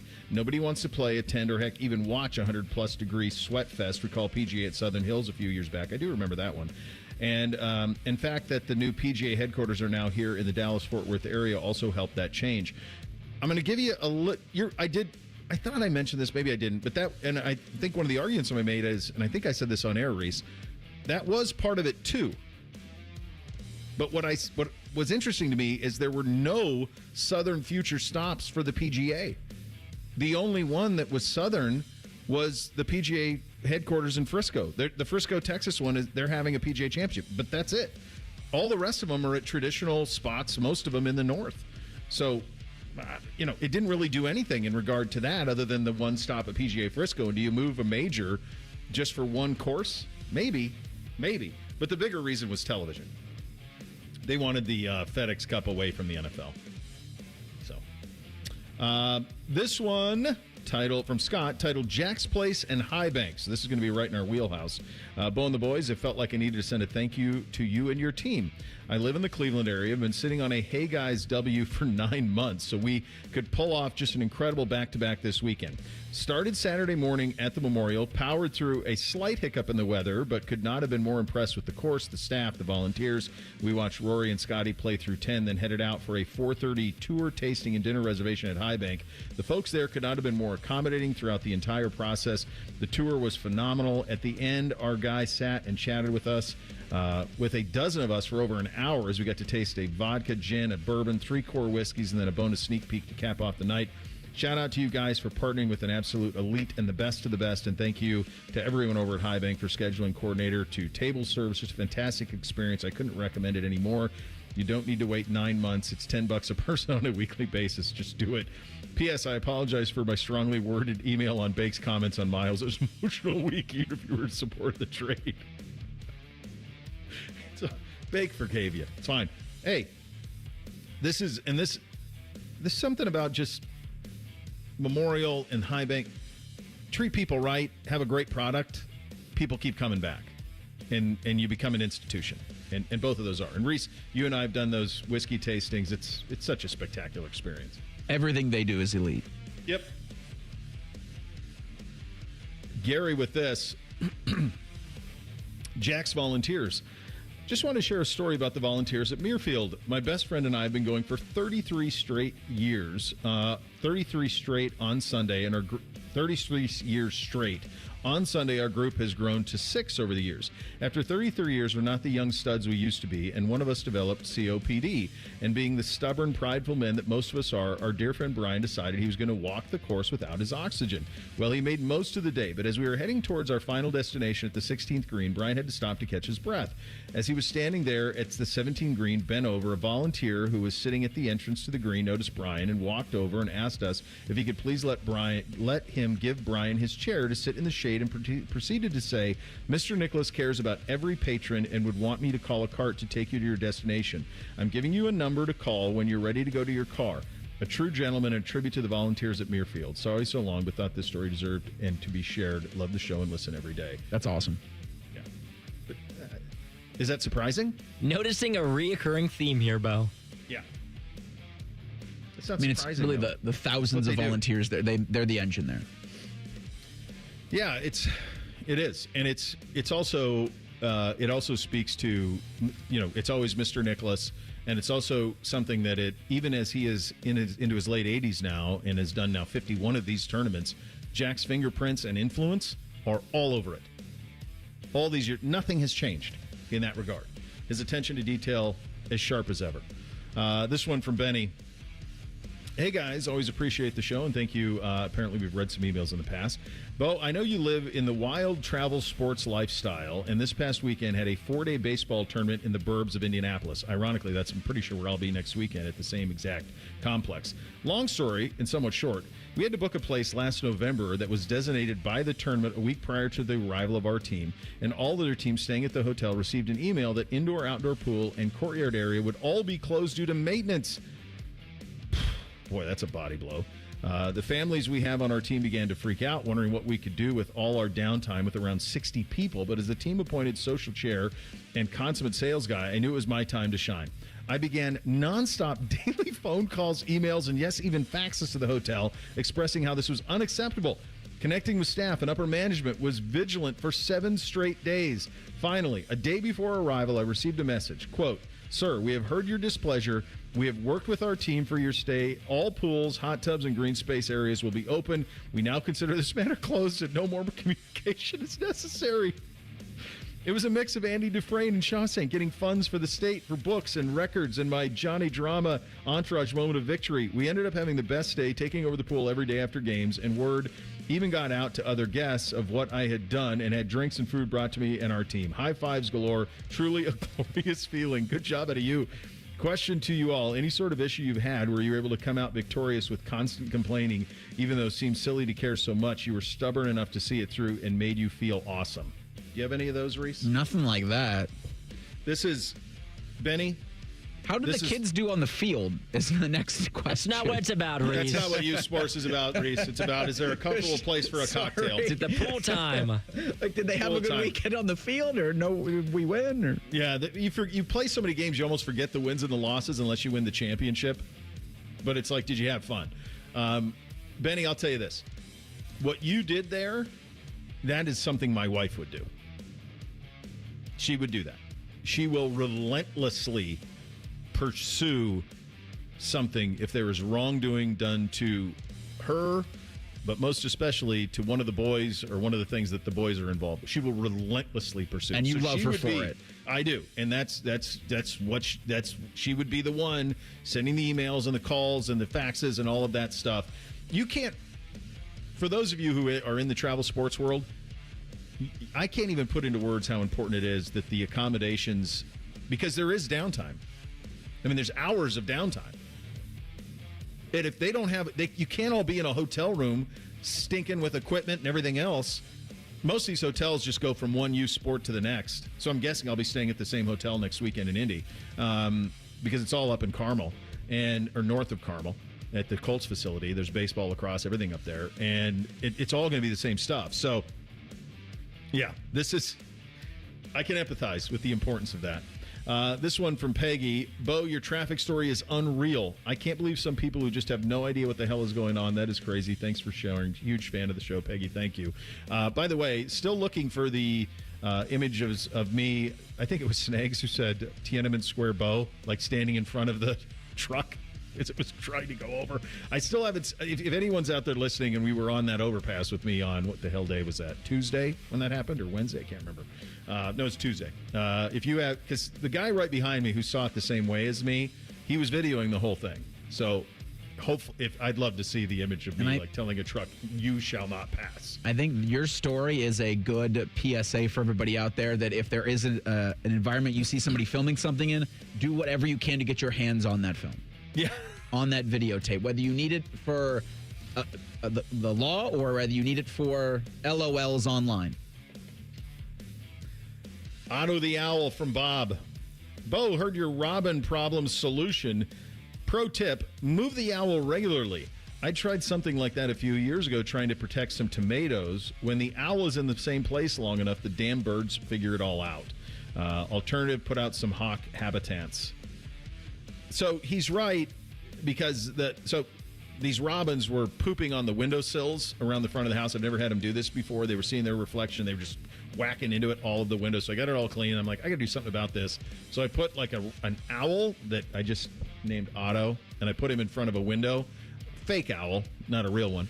And for a while it did work, and now I see that the birds, who are quite dumb, are at least smart enough to see that this owl hasn't moved in 2 weeks, so maybe there's no threat here. Which leads us to this from Brian.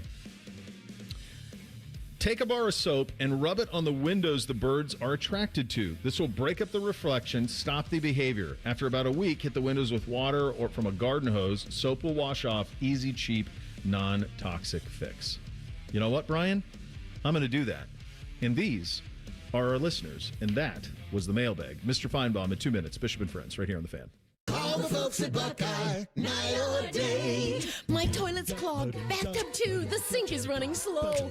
Water's backed up everywhere, oh please don't overflow. Clogged drain, no problem, it's 93 or free. I'll clear any drain or you don't pay with a 1-year guarantee. It's 93 or free, guaranteed. Call 614-683-9911. Call the folks at Buckeye, night or day. The weather in Central Ohio just got better, so why shouldn't your loan rate? CME Federal Credit Union wants to try to beat your current loan rate by 2% on autos and toys. Plus, enjoy no payments for 90 days on car loans and no payments for 60 days on motorcycles, boats, and more. With car rates as low as 4.99% APR and toy rates starting at 6.5% APR, it's the perfect time to save. Apply today at CMEFCU.org. Terms apply. Minimum floor rates 4.99% APR cars, 6.50% APR other vehicles. Federally insured by NCUA. Dip it, dunk it, smother it. It's queso gone wild at Hothead Burritos. Try our new loaded potatoes covered in queso and topped off with hardwood smoked bacon, burritos, bowls, nachos, and more. Hothead Burritos. Get up and get you some queso.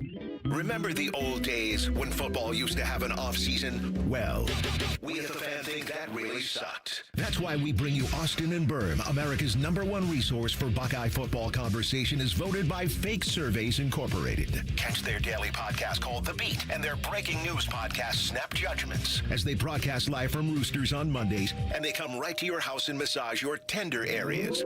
They'll do it all. Austin and Berm on The Fan's YouTube channel and 10 TV+. Take strokes off your game by taking pounds off your frame with Awaken 180. Increase flexibility, strength, and endurance. Breaking 100, 90, even 80 could be just 40 pounds away. Results this summer with the solution for weight loss. Awaken180weightloss.com. Bishop and Friends is sponsored by Diamond Seller, your true jeweler for almost 80 years. The Fan, Ohio's sports destination. Bishop and Friends present college football's most polarizing figure. Hey, Paul, how you doing? Come on back to our show, Tim. The audience hates you. This is ESPN's Paul Feinbaum, sponsored by the Roofing Guys. For all your roofing, siding, and gutter needs, contact the Roofing Guys at theroofingguys.com. All right, buddy, we got a lot to get to. Before we get to Sorsby and your conversation with Sankey last week and all of that, I've been to Auburn, Alabama. I went to an Auburn, Georgia game 20-some years ago. It's a pretty cool place. But I was trying to explain to our audience the juxtaposition of Argentina flying in there and Lionel Messi experiencing all of that. There's this German guy who's broadcasting and kind of chronicling all of it on social media. You're as familiar as anybody. how do you make sense of all of that? And the atmosphere that it provided was completely intoxicating, it seems, for the people who were there, which isn't a surprise to me and probably not to you. Yeah, on a rainy Tuesday night, 88,000 people watching Argentina play Iceland, and they were all there to see Messi. And what was so funny is this guy chronicling it. The thing that got me was, I think, after the game, going to Buc-ee's and discovering that was probably the most interesting part of the United States, that you go into a gas station with 150 different places to get gas and every imaginable food. But yeah, I don't think the Auburn-Alabama game can top what we saw the other night. No, it's one of those things that anytime, and I'm sure you've done this too in your career, but anytime I talk to somebody who is from international descent, it's typically a soccer player or something or hockey, because we have Blue Jackets here in town, and the first time they experience, like, you trying to wrap their heads around, hold on a second, this is college sports that 110,000 people are sitting at on Saturday in the heat? It's college. These aren't even pros, although they are now, but that's one of the things that's hardest for people who aren't from here to wrap their head around. Yeah, what was so interesting as we get back to the main point is that seemed much more amateur and collegiate than what has been going on in college football this week. It has, which leads me to your conversation with Greg Sankey. It came on the heels of kind of just a weird week where you and I talked last week at this time, and it was before you had Greg on, and the feeling was, well, maybe this is something where the Big Ten and the SEC can finally start rolling in the same direction, get something tangible done. Did you come away with your conversation that anything tangible will be done? Possibly. He had said to us Friday afternoon that he had spoken to Tony Petitti twice that day. And really, to chisel it all down, this Senate bill, which how many times have you heard is bipartisan, is essentially an attack on the Big Ten and the SEC. Mm-hmm. And that has not changed since Ted Cruz's initial hearing. And I think it has brought the two leagues together. They are under attack. And while they're in no danger of forming a super conference, and Sankey made sure to tamp that down because it is illegal, I do think that when you cut all the fat away, these two leagues think a lot more alike than anyone else, especially when you move on from last week and enter this week when we went into the twilight zone with the Sorsby situation. Mm-hmm. And one last comment on the Senate bill. You're in this business and you're offered politicians and all, and we have tried to stay away from Cruz and company, but we ended up agreeing to interview yesterday Randy Levine, who's the president of the New York Yankees. Yes. He is by the way, he's the chairman of the president's commission, the one that met at the White House in March. Oh, jeez. And I tell you what, I'll give it 20 seconds.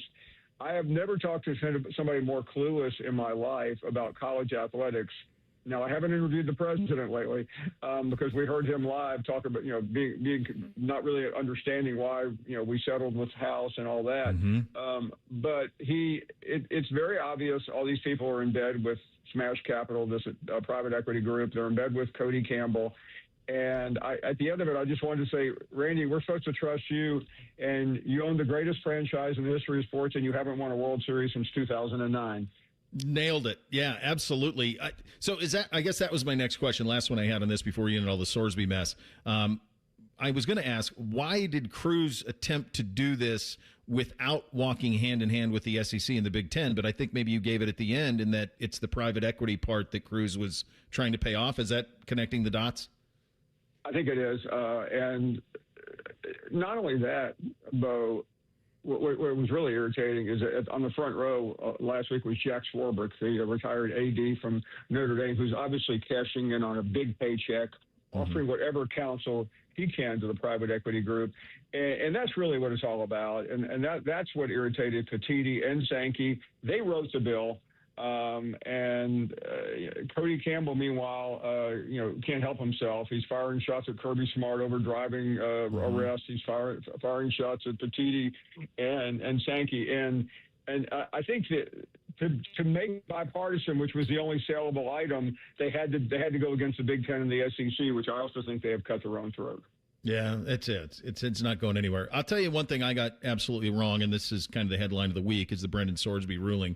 And I think you and I discussed this, and I don't want to put words in your mouth, but I think you were on the same page with me that this was the sacred cow.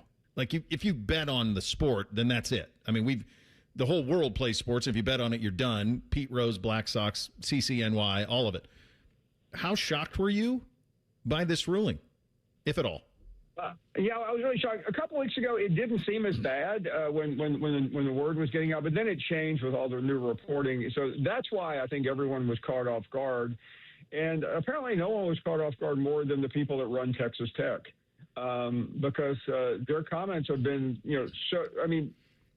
beyond the pale is a generous kindergarten description. But I've never.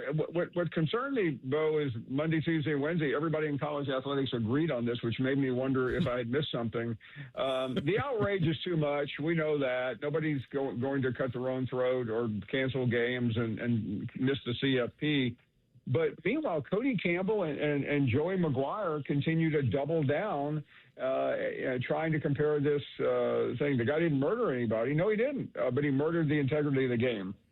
He did, and that's the one thing that I've said is, like, I mean, this is illegal too. Like, there's all these other factors, and this was, to me, this ruling by a judge that a local judge who's in the bag can make a ruling that is entirely partisan for something that obviously he has a vested interest in. That this can happen, that there is no repercussions. This is the emperor has no clothes, truly. I mean, you and I have been talking about Wild West and corrals and guardrails and all of this stuff for 5 years now, since all of this started to just be unleashed. We've crossed the Rubicon now, buddy. The emperor has no clothes. If you can't make a ruling on this, then what is stopping anybody from doing anything in regard to eligibility? Nothing. And the real problem with this ruling is Cruz and Cody Campbell and others are trying to use this as an explanation. Well, we know the bill isn't perfect, but we got to save college athletics. No, we don't have to save it using the government and using Congress. I think this opens the door to the door that was closed 2 weeks ago about self-governance. It's possible that the SEC, Big Ten, because, by the way, the other conferences seem to be in the bag for Congress. Maybe they do say we're not going to. We have to go. We have to get away because there's the only chance of maintaining integrity. I think some of the outrage on Sorsby is a little bit too much because he will be scrutinized more than any other athlete in the history of the game. But it proved again what we already knew, that college sports has been disintegrated and discounted to the point where you can buy your own judge, because frankly everybody's buying everything else. And the fact that Charlie Baker, the toothless president of the NCAA, immediately used it as a reason why we have to get Congress to bail us out just shows you how absurd the whole thing is. That was the dude of all. Paul, of all of the things this week, the Baker tweet was the one that broke me. That damn near broke me. That one right there. I wanted to ask you this, this wasn't my original thought, but I had an emailer of the program email in and say, well, theoretically, couldn't the College Football Playoff Committee just keep them out? And as long as they don't win the Big 12, it's an entirely subjective process. Could they just say, yeah, you're playing with an ineligible guy, you're out? They have the power to do that, don't they?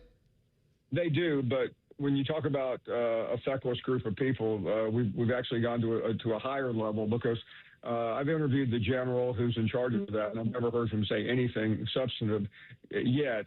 And I just don't think they have the capacity to do it. I really think, and this is why I'm not very optimistic, the Big 12 probably could steal a page from the Big 10 with the Harbaugh ruling, even though the two don't correlate, at least be on the record and force Texas Tech to go after them. It's a legal quagmire, but I don't think Brett Yormark has the guts for that either, because, frankly, he's complicit in all this by allowing Texas Tech to do everything they've been doing for the last couple of years. Yeah, I talked to Jake Trotter of ESPN about this. I said if Texas and Oklahoma are still in that league, they probably do. But the Big 12 needs Texas Tech as much as anybody now. They're probably their biggest brand and biggest newsmaker. Your network put out their future rankings this week. We'll do a little bit on football here, buddy, and get you out of here on this. And in terms of the future, I think Ohio State was second. They had Notre Dame number one. As you look at the landscape of all of this, which is ever changing, which programs in the South are best positioned now to tackle the next couple of years of this sport, and which ones aren't? Well, clearly Texas is. Hope I didn't shock you with that one. A&M, I think Georgia is closer to Texas than to the next round. Florida, to me, is a mystery. It's such a big brand, with Spurrier, Urban, but I have my doubts whether they can come through this well, because it's a very screwy situation down there. They don't have it's more of a top-down school. You don't have one booster running the show, which can help you as sorted as it is. I worry about Alabama a little bit. We're talking about what's been the biggest brand in football for 20 years, and I just don't think they have the money, and they're living off yesterday's news, which is Nick Saban, and so I worry whether they can make it in the same league as Ohio State, Texas A&M, probably even Oklahoma and Georgia. Great sport we talk about, isn't it? Never ceases to be not entertaining. Thanks for your time, buddy. Talk soon. Thanks. There he goes, Paul Feinbaum, the Paul Feinbaum Show on ESPN and the SEC Network, joining us on the Bryan Heating Cooling Systems Fan Guest Hotline. We'll do a little thing or not a thing up next. Bishop and Friends, right here on The Fan. Head to 971thefan.com to listen on demand and subscribe to all our podcasts. Wasting time has never been easier. The Fan, Ohio sports destination. Giving your liver a spring cleaning is easy with Active Liver from New Nordic. Search for Active Liver by New Nordic on Amazon, CVS, Wegmans, or GNC. This is Gordon Miller from Miller Lending, the original home of the no-cost mortgage. As a third-generation family-owned business, I learned early on the importance of relationships and always looking out for the best interest of the consumer. So back in 1987, I witnessed firsthand how closing costs worked and did not like what I saw.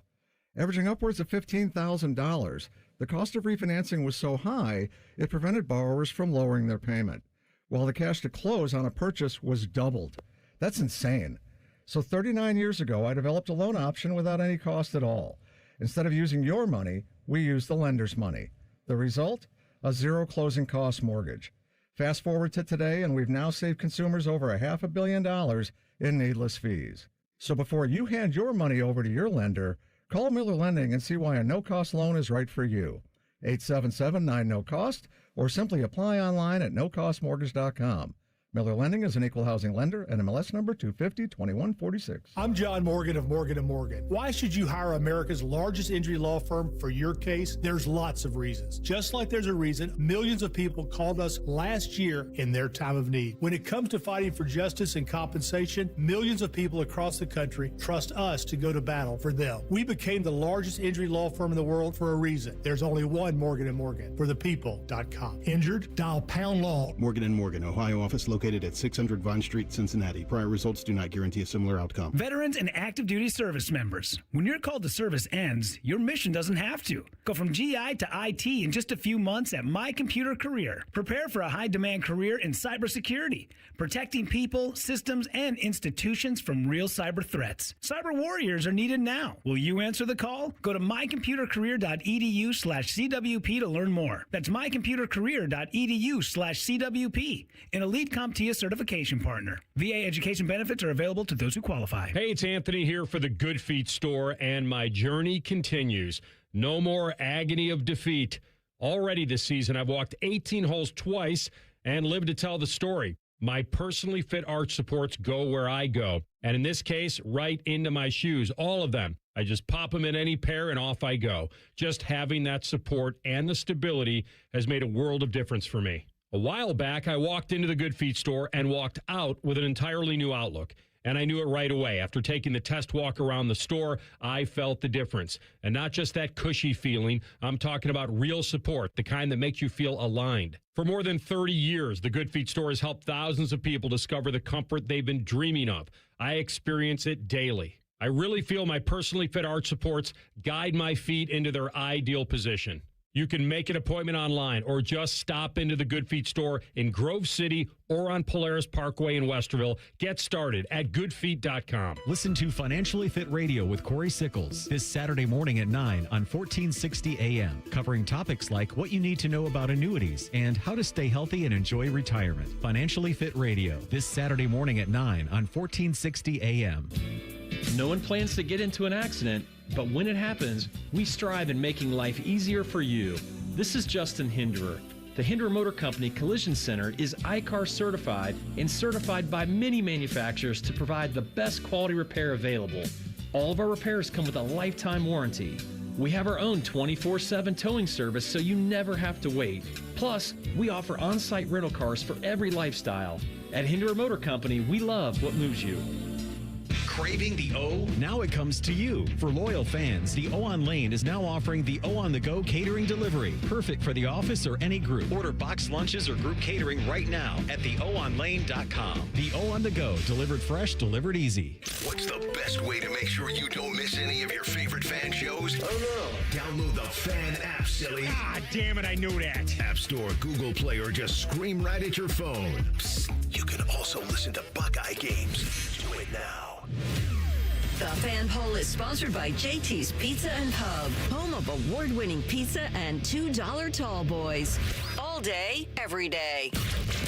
If you love a good pie analogy, think of the cap as a pie, and once you take out one piece, there's less left for the next guy. then this is the radio show for you. You're listening to Bishop and Friends. All right, time for a little thing or not a thing on a Thursday. Hit it, fellas. Thing or not a thing? Sponsored by Billiards Plus. Find your next grill and everything you need for the master griller. Billiards Plus on Dublin Center Drive in Dublin. All right, so you and Paul had talked about it briefly, what might be next for Texas Tech and the Big 12 as the conference is holding meetings and video conferences with its members, trying to figure out what the best way forward is with Tech and Brendan Sorsby. This from Ross Dillinger of Yahoo Sports. Representatives of Texas Tech have notified conference officials that any Big 12 sanction would be met with another courtroom challenge. In fact, school representatives are actively exploring potential legal action, not only against the league itself, but individual conference universities whose officials claim that they would not play the Red Raiders. This from his source, quote, "If you want to go to battle with Texas Tech, get ready. We're going to battle," end quote. Thing or not a thing? Yeah, I guess for me, not a thing because, yeah, you'll lose. I just, unfortunately, the way that our judicial system works right now, I mean, this isn't going to get changed. When is this? February 27 is when the appeals is going to be, like the NCAA filed right away. I think a lot of this is hot air. And I think for a lot of these conferences and fan bases and even teams, are you sure you'd do the same? I even saw like Nicole Auerbach, who she does a great podcast with JP. She's really locked in on a lot of it. She said, Texas Tech can do the right thing. Yeah, they can. Anybody could in this situation, but would they? I mean, you can rationalize any of it. If this was happening at your favorite school and the situation is exactly the same and you were a contender and this was the kid and he was going to be the difference maker that you went out and got, number one quarterback, all of those things, and none of the transgressions happened while he was at your school, would you sit him? Would you throw him off the team? I've been around this a long time. I think the answer to that, many of you know. For me, I'm in the same boat as you, Bo. I think not a thing, because I still think this story, there's so much time between now and when football season starts. And so for the process for the next couple months of, is Brendan Sorsby going to be able to play or not? I think that has a long way to go. I think the only way this really has an impact for Texas Tech, whether he plays this season or not, if he does end up playing, will these teams continue to hold out for upcoming years? Because like you said, these court cases, they are not going to get settled before the next national champion is raising their trophy. So are you going to hold Texas Tech accountable next season, the season after that, or are you just right back on the schedule? We're playing the Red Raiders again. Sorsby's gone. I think two other things on this, Reese. I'm curious your thoughts on it. Number one, where do you stand on my comments that if Texas and Oklahoma are still in the Big 12? And then the other part of this is, well, first on that one. Like if Texas and Oklahoma are the Big 12, do you think this would still be? No, this is a much different conversation, a much different series of conversations if the Sooners and Longhorns are still in the conference. Nobody else in the Big 12 right now has the kind of sway that Texas Tech does, both from a winning game. Because you got to think, with all of these conferences, the main money is from units in the college football playoff. And the team that's got the best, that's had the best shot, and it will have the best shot in the future for units for the conference is Texas Tech. So you miss out on that windfall of cash at your own peril, and you just Kansas doesn't have that kind of sway. Like I'm trying to think of state, maybe Kansas, but that's it. In hoops, like Right. no, they're the big bully in that league now. And also, if, as Texas Tech is pointing out, well, they'll go to court with you. Their money's endless. Yeah, it comes out of the ground. You cannot legally fight Texas Tech. You can. It's going to cost you. They have more money. Yeah, the court case, what was given an injunction earlier in the week by a judge in Texas. The court case itself's not scheduled to February of 2027. That's like more than a month after the national championship. So you do this at your own peril if you're the Big 12 Conference, I guess I should say. I'd ask Joshua Perry, and I'll morph this into our second thing. We were talking this morning, and I asked him on the NBC show that he does this fall. They're going to be doing the traveling show to every game Saturday nights on NBC. How much will this get discussed once a boot actually meets a football in the fall? Oh, what did he say? He couldn't give me an answer because he was unsure, but I wouldn't be surprised if it gets discussed. You got an hour show. If it's even mentioned after the week he returns is that Friday against Houston in week 3 of the season. After that, I don't think it's discussed because I don't know if the country, if general college football fan, which is what these shows are about, cares. I think that the college football fan cares. I think now they do. Yeah, and I think, Reese, the bigger issue, though, is we are inundated with so much information that even the biggest deals are so quickly forgotten. So I think it'll be a talking point week 1 because he's suspended. It'll be a talking point week 3 when he comes back, and then that's it. Then it goes away. I think it could stick around, and the only way is if he's really good. If he has a Heisman season, if Texas Tech is pushing for the playoff, that's the only way I see this at the end of the year. If Texas Tech isn't a contender whatsoever, then by the college football playoff, we'll be talking Ohio State. What are we even thinking about? Thing. Like, we're talking OSU. When you get 2 weeks out of Ball State, when we get to training camp, I did see that Texas Tech is at Cincinnati in late October. Yeah. So if both teams are good, maybe. Well, also, Reese, like the other thing is he's going to do a sit down with somebody and talk about probably his addiction and it'll be all interesting of to that. see how that's framed because we'll have comments from Joey McGuire coming up in the next hour about how they are trying to frame this already from Brendan Sorsby's standpoint. I wanted to get this in quickly. Several key players in the AFC North were asked about the Myles Garrett trade this week. Let's start with Jamar Chase from Wednesday. Good for us. I don't really care, but good for us, Yeah. What was your reaction when you saw that come down? Yay, and then back to practice. I mean, I really don't care at the end of the day, but, it's just making it a little more of a chance, It's always had a chance, but, higher chance now. And this from Ravens quarterback Lamar Jackson. Yes. I'm gonna see him too. But then we got the other guy from the. Yeah, like he good too, So man, shouts out to him, Shouts out to Miles, Congratulations on that. But yes, that's awesome. Thing or not a thing. Well, obvious thing. I had a conversation 2 days ago with Alex Wright about it, and he gave some incredible comments, just candid about the shock of wait a sec, we don't have Miles, the reality of that. And I do think that there is probably a segment of that fan base, and Bake would admit that he's one of them, that maybe didn't fully appreciate Myles Garrett's greatness and the impact that he has on every single down, which is astronomical. There's nobody in the league who gets the attention from offenses the way Myles does. Thing for me as well, but the only way I would push back on this is because the Bengals and Ravens, they're so locked into this season. They're win now Super Bowl contenders.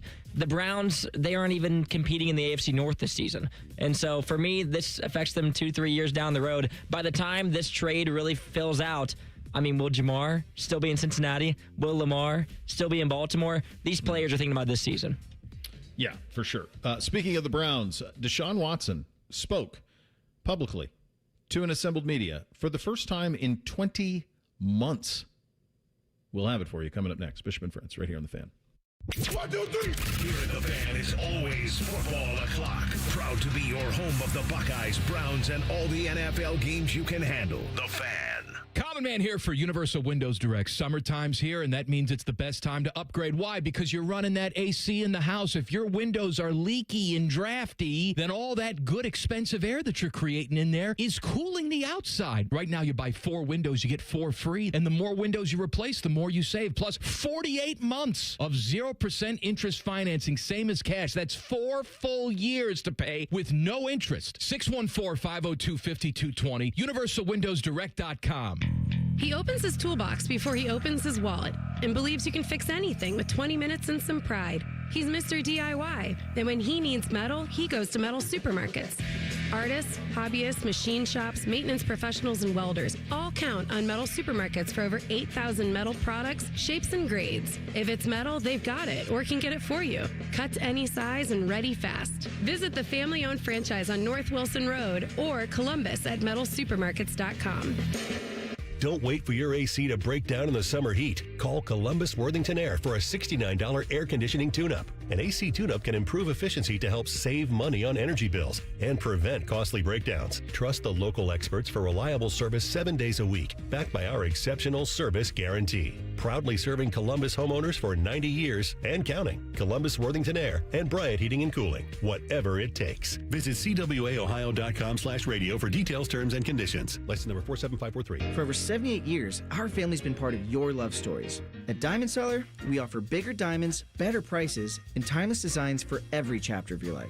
From your first yes to your forever I do, trust the jeweler who knows diamonds best. Visit Diamond Seller today. If you don't have Friday, June 12th circled on your calendar, get out a marker, circle that 12. Hollywood Casino Columbus is the place to be. Scotty Vegas here, and we're going to be cheering on Team USA in the sportsbook with a big watch party at 9 o'clock. Contest, prizes, plus the all-new Hollywood Casino Columbus Hotel grand opening is June 12th. Brett Michaels live, fireworks, swag, food trucks, and our watch party. Must be 21 or older. Gambling problem, call 1-800-589-9966. Common Man and Timmy. Voted America's dumbest show by Marconi voters. Common Man is a Columbus radio legend. And by legend, I mean it's a miracle he hasn't been fired yet. And Timmy is, well, Timmy will complain about anything and everything. And he kind of looks like a woman. Giggity, giggity, giggity. So there's that. Common Man and Timmy. Sponsored by Hinderer Motor Company. Weekday afternoons from 3 to 6 on The Fan. The lot is full and the deals are on. Let's get it started.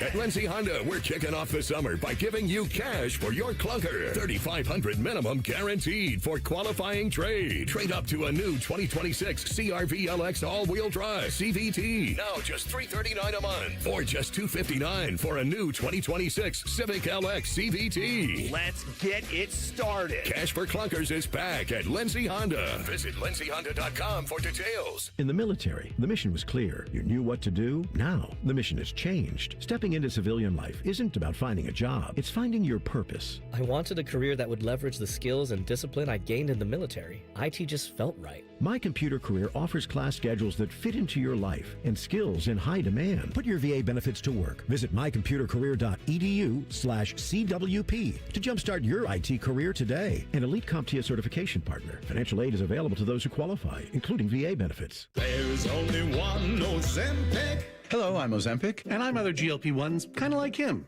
Ozempic, you redid your jingle? Ah, thanks for noticing. Catchy, right? No. Okay, then. Well, ask your doctor about which FDA-approved uses of me, the Ozempic pen, may be right for you. Call 1-833-OZEMPIC or visit Ozempic.com to view the medication guide and learn more about Ozempic semaglutide injection, 2 milligrams. Only Novo Nordisk makes FDA-approved Ozempic. There's only one Ozempic. I told you it was catchy. Don't sweat it. Call Care Heating and Cooling and we'll fix your air conditioner fast. 1-800-COOLING. Bob Yoakum, president of Rockford Homes, explains why he banks with First Bank of Central Ohio. Anytime you're dealing with a local bank, it's about being able to pick up the phone and talk to real people. That is a huge pro. You know, when you get into these bigger banks, that doesn't happen. Experience what it's like to be first at First Bank of Central Ohio. Visit fbcentralohio.com for more details. Member FDIC, an equal housing lender. Broadcasting live from the McDaniel GM Superstore Studios. Driving excellence since 1916. Chevrolet. Together, let's drive. WBNS HD1 Columbus. Good morning. I'm Eric Reeser. The 2026 World Cup starts this afternoon. The United States, Canada, and Mexico are the three host countries for the global tournament that ends on July 19th at MetLife Stadium in New Jersey. Team USA is going to open Group D play Friday night at 9 o'clock, hosting Paraguay at SoFi Stadium in Los Angeles. In the NBA last night, the Spurs blew a 29-point lead in Game 4 of the NBA Finals. San Antonio lost in New York 107-106. The Knicks got a last-second tip-in from OG Anunoby that gave New York their first lead of the game, and now a 3-1 lead in that best-of-7. San Antonio will host Game 5 on Saturday. In the NHL tonight at 8, the Hurricanes host the Golden Knights in Game 5 of the Stanley Cup Final. The series is tied at 2 games apiece. And in college football, Texas Tech has reportedly threatened legal action in the event the Big 12 hits the Red Raiders with sanctions as a result of the Brendan Sorsby betting scandal. Shehan Jayaraja has covered all the mess in Lubbock for CBS Sports. He'll join Bo Bishop in 30 minutes on The Fan. Bo could quit today and become the school drop-off line coordinator. You're listening to Bishop and Friends. All right, final hour on a Thursday. Yesterday, I mean, just think about this. The last time that Deshaun Watson addressed the media as a quarterback was the game week in 2024 before he got hurt. That's the last time. Sat out, had the Achilles injury in the game, then had a second Achilles surgery that happened in December, sat out all of last season, and has not spoken publicly since. One of the stories of this OTA and now mandatory minicamp up there, and I can go into some of the details of what I saw yesterday from the mandatory minicamp, was a Deshaun Day, has been his rise. And over the course of the OTAs, I don't think I'm speaking out of school here. I think it's the consensus. He has been the best of the Browns quarterback throughout the entire journey of OTAs through mandatory minicamp. Now, Shedeur has made up some ground here in the last week, and we'll kind of see the way that it goes. They're having their final minicamp practice of the session up there that starts in about an hour. Actually starts now. And so that will be interesting to see how that goes. And we can get into that in just a second. But it's also noteworthy that this guy hasn't talked in 20 months. And he was asked, what have the last 18 months since the Achilles injury been like? Here was his answer. I mean, it was a lot of ups and downs. You know, I learned a lot about myself. Learned that, just got to be patient. Just keep working, keep pushing forward. But, I've always kind of had that mentality since I was a kid, growing up. So it wasn't anything, new for me. The situation and environment was probably new, just being with the type of injuries that I had. But outside of that, just keep pushing forward. That's how life goes. Life is going to continue to go on. So yeah, it's been tough, but at the same time, I was able to grow and learn. I think physically, it's the best I've seen him look since he's been a Cleveland Brown. Like just size, frame, arm strength, all of it, the best. Mentally, if you listen to this entire press conference, if something that you're interested in, he's probably in the best place that he's been there too in a very, very long time. Here he is on that. I'm great mentally. I'm in a great space. My home is good. Me and my wife is doing a heck of a job, just working each and every day mentally to just stay on top of what we need to stay on top of. So I appreciate her. I appreciate the staff and the organization for always, having my back. And, I'm in a good space, enjoying myself out here, enjoying my teammates and the new coaching staff. So I'm in a great space. He's also said that he's really bunkered down. Like he used to be someone who was out and about a lot. He doesn't now, a bit of a homebody. So what is his desire to start in 26? Here was his answer to that. I mean, it's very important. I think each and every person that walks into the locker room should have that mindset that you want to start in this league. That's why we show up each and every day, is to be able to go out there and be able to perform on Sundays or whenever that day is. So, it's definitely the main focus of why, I work hard to be able to come back the way I do. So, there are a great many of you, and I think safe to say Reese is one of them. Isaiah might be one of them as well, but Reese's voiced displeasure on this show about the signing of Deshaun to begin with and everything that surrounded it. One of the things that to me is whatever you want to give him credit for, and you don't have to give him credit for anything, he doesn't need to play football anymore. He got $250 million. He doesn't need to play football anymore. Or he doesn't need to play football and by the way, take it a step further, he doesn't need to play football anymore for the Cleveland Browns, not from a financial standpoint. He could sit out this year and play somebody else next year and try to rebuild his career if it was something that he wanted. James used to say all the time, and I equate it and use it in my life regularly, what's your why? And one thing that is abundantly clear based on what I have seen with my own eyes in terms of his physical condition and what I heard yesterday in terms of his mental headspace, his why was to prove that he can still play football at a high level again. Now, you may not believe him. You may not believe that he can play at a high level again. You may not want him to play for your team at a high level again. That's fair. That's part of it. All of those things factor into it. But that has clearly been his why. His why is to work and work and work and put himself in a position to start again for the Cleveland Browns.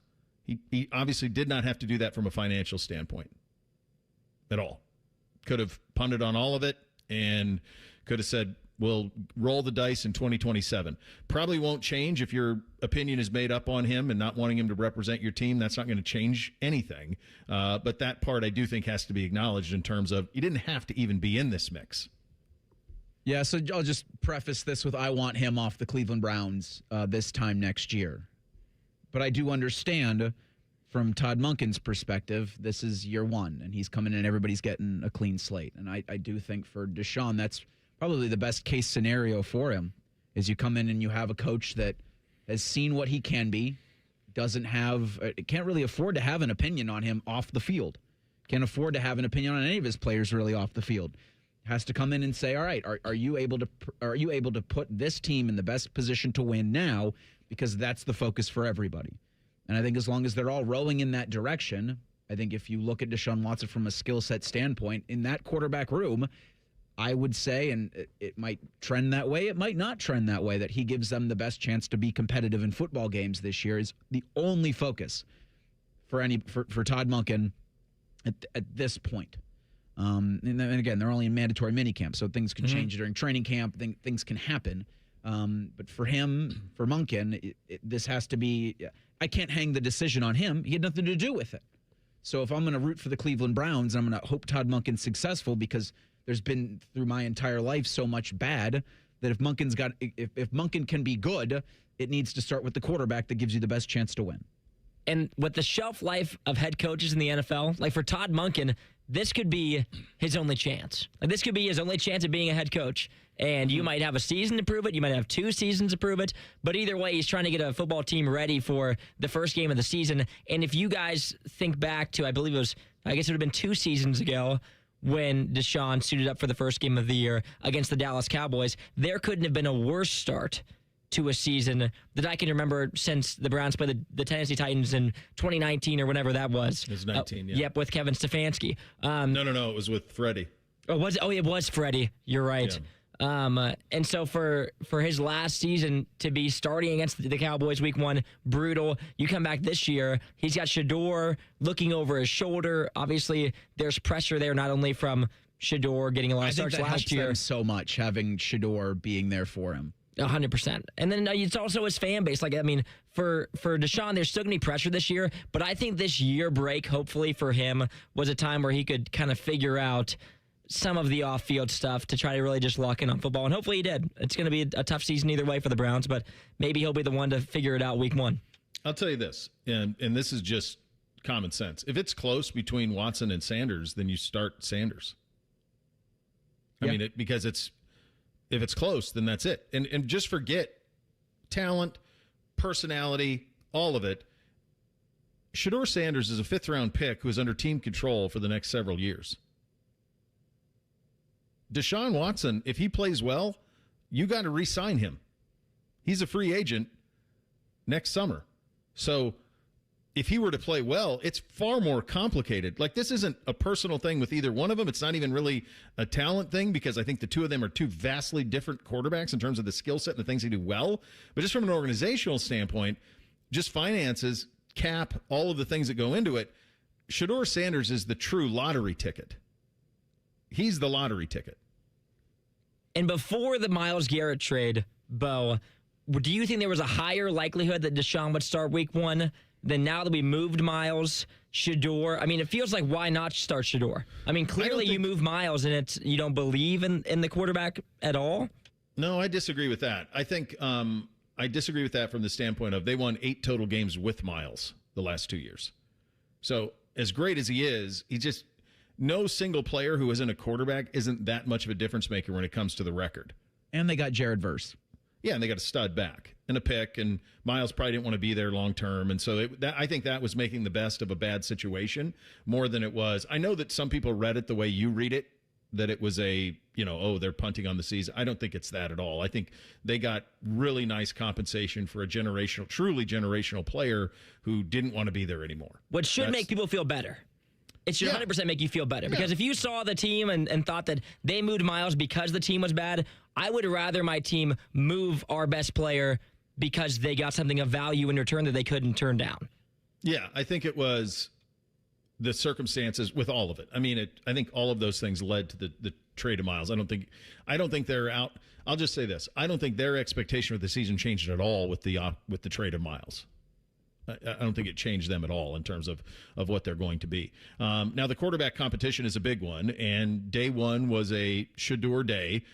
Day 2 was a Deshaun day. I'll tell you what I saw on that, and you'll hear from Shedeur Sanders on the competition, a word he's not real fond of. We'll get to all of that coming up next. In addition to that, Joe Burrow reworking his deal. What does that mean for the Cincinnati Bengals? We'll get to that coming up next. Bishop and Friends, right here on The Fan. We have so many local shows, I can't fit them in a 10-second promo. So let's just say we're live and local all damn day. The Fan. I'm Leslie from Pella Columbus. And I'm Wilson from that other window place. Wilson, we put new windows in a Dublin home last week. You wouldn't believe how much new light was let in. Changed the entire mood of the home. You don't need fancy windows to change the mood of a room, Leslie. Know what else will do that? Wilson's Wicks, my new candle line. Here, smell this one. Oh, that's bad. I call it warm tuna salad. It's not for everyone. Get the windows that can completely change the look and feel of your home at PellaColumbus.com. Well, Lorenzo, the pitch looked good. Yeah, so green. USA keeper was decent enough. Didn't have much to do. 99 minutes. Not a single goal. Well, Bet365 sure came through, though. I bet $10 and get $365 in bonus bets just for signing up. At least someone scored. Bet365. Winning is everything. Gambling problem? Call 1-800-MY-RESET. 21 plus only. Must be physically located in Ohio. T's and C's apply. In-app only. Buckeye Country Superfest 2026 is back for one day only in Columbus, Ohio. Saturday, June 13th at Ohio Stadium, featuring Tyler Childers. With special guests, the Red Clay Strays, Lord Huron, Sierra Farrell, Flatland Cavalry, and Caitlin Butts. Your nose on the grindstone, out of the pill. Tickets on sale now at BuckeyeCountrySuperfest.com. Dip it, dunk it, smother it. It's queso gone wild at Hothead Burritos. Try our new loaded potatoes covered in queso and topped off with hardwood smoked bacon, burritos, bowls, nachos, and more. Hothead Burritos. Get up and get you some queso. Hey, it's Bobby Carpenter. Bring your landscape back to life with an unbeatable deal from Ohio Mulch. 5 bags of premium mulch for just $10. You choose from absolute black, brown, or red to make your flowers pop and your curb appeal shine. Whether you're refreshing flower beds or finishing up that weekend project, Ohio Mulch, they have everything you need to make it look like a pro did it. Ohio Mulch, landscape supply, cleaner, greener, better. Take action with Logan Services. Get up to $900 off with Train Instant rebates and up to $2,000 system discount, plus 10-year parts and labor warranty. Hurry, this offer ends soon. Schedule your free estimate now. Logan Services. I'm Yolanda Harris. I'm a journalist at 10 TV News. I don't just report about our community, I belong to it. And that's why we care so deeply about getting it right. And when local journalism is done right, It moves. It moves you to act, to verify, to volunteer. And yes, it moves your heart through the kind of human storytelling that stays with you wherever you are. And at 10 TV, we're here for all of it. These are the stories that move Central Ohio. Hi, I'm Josie. My daughter turns 5 today. Blow out the candles. I'm also an Ohio State Highway Patrol trooper. When you move over and slow down, you're not only giving me room to work, you're making sure I can get home to celebrate with my daughter. Roadside workers have lives and families, but when they're on the job, they put it all on the line to protect and serve us. When you see flashing lights, remember, they're not just roadside workers. Thank you for moving over and slowing down. Brought to you by ODOT, USDOT, NHTSA, and ODPS. Hey folks, it's game day and the betting's gonna be intense, Drew. You said it, Dave, but a good pregame routine keeps betting responsible. That's right, you gotta pause before you play. Good call. Sports betting is hot, but it can be risky. And pausing to set limits is an all-star move. That's right, Dave. If you bet on sports, pause before you play to set limits, recognize the risk, and know when to stop. Learn more at pausebeforeyouplay.org. Have you ever met a man who wins money betting on tennis? Enter Scotty Vegas. Join Scotty and Dave Biddle for On the Money. Presented by Ohio for Responsible Gambling. Sunday mornings at 9 on The Fan. Fan weather. From the Logan AC and Heat Services Weather Center. A partly sunny day for us today with chances of showers and storms developing in the afternoon and early evening. It'll be hot, humid, and breezy with highs right around 90 degrees. And then for tonight, chances of showers and storms could develop overnight toward daybreak. Otherwise, partly cloudy and breezy with lows in the 70s. For The Fan, I'm meteorologist Meredith Garfolo with the 10 Weather Impact Forecast. Miss a little, miss a lot. Catch Bishop and Friends wherever you get your podcasts. It's free. Sponsored by Atlas Butler Heating, Cooling, and Plumbing. The Fan. They'll offer betting advice, but don't bet on it being good. You're listening to Bishop and Friends. Been around for a while, like I have. You learn a few things. I like to know, I think I know a little bit about radio, a little bit about TV, certainly a little bit about whiskey. I don't know much about ants and termites or how to get rid of them, and that's when I turn to my friends at Rose Pest Solutions. Over 165 years of experience, they've mastered their craft. The nation's oldest family-owned pest control company. The pros from Rose protect Columbus homes and businesses with expert pest prevention and treatment. Got a pest problem? Rose is the solution. Call 800-966-ROSE or visit rosepestsolutions.com. So in addition to the Deshaun Watson press conference yesterday up in Berea, there was a press conference for Shedeur Sanders. In fact, Shedeur went first. It was coming on the heels of the second mandatory minicamp. Day one was a Shedeur day in that he got all of the reps with the ones and was largely pretty solid in those reps. And then day two was the Deshaun day. I would say, by and large, the energy was way down day two to day one. Just team around the whole team. I don't know if it was the heat, the humidity, whatever it was. Just the energy wasn't there. Monk even lost his voice. I mean, they had a lot going on up there yesterday, and he just wasn't particularly clean. Deshaun did throw an interception. He probably had the throw of the day. He had a deep ball to Denzel Boston. He threw an absolute laser on and out to KC Concepcion. They were probably the throws of the day. And he certainly shines in 7-on-7. When it comes 11-on-11, it's certainly not as clean, really, for either one of them operationally. And I think offensively, that's a bit of a red flag because the defense doesn't have five guys who would start in a three safety look. Are not there because Grant Delpit isn't taking part. Denzel Ward isn't really taking part. Malik Collins isn't really taking part. So they're down some guys on the defensive side of the ball, and so that impacts that a little bit. And the offense certainly struggled on day two. I think everybody would probably acknowledge that. So post that practice, you had the press conference with Deshaun, then you had the press conference for Shedeur. This is a quarterback competition. Shedeur Sanders went out of his way to say for him it's not. Let's start with, he was asked how he thinks the quarterback competition is going. This is a short one, but I think it's important. I don't think I'm a judge. I'm not a judge. So then he was asked, well, then how do you see practice? And he says, well, I see it as a chance to get better. See, I think the way how y'all look at things is different than how we look at things. We look at coming to practice every day being the best player we can be as an individual and as a good teammate. Y'all look at it as like a competition. It's like that's not really nothing I'm just focused on. I'm focused on developing as a player, like doing everything, getting as comfortable as I can in the offense and the scheme, and playing with that confidence I had. So I think that's all I'm really looking for and trying to improve every day, whether it's mentally, physically, emotionally, spiritually. Like, I'm just trying to be a better person every day. And wherever that falls into place, it'll fall into place. So however he wants to phrase it, it is a quarterback competition. One of them is going to start. There will be a winner and a loser in that competition. Are you okay with one of the guys who is vying for that starting spot having that outtake, or do you think that was something you just say publicly? I think he's trying too hard to not be clipped. Like audio clipped? Trying not to be a headline. Yeah. Trying not to throw it out there that Shedeur said this about his competition with Deshaun. Nobody in that room, nobody anywhere views NFL training camps as just trying to get better. Do they? Like, we do the Real Truth Tuesdays. That's not the real truth, Shedeur. Like, it is a competition. It's a competition for every job. Like, there may be 5 players in the Browns squad that aren't competing for a spot, maybe, but everybody else, it's competing, and you're competing every day to get better.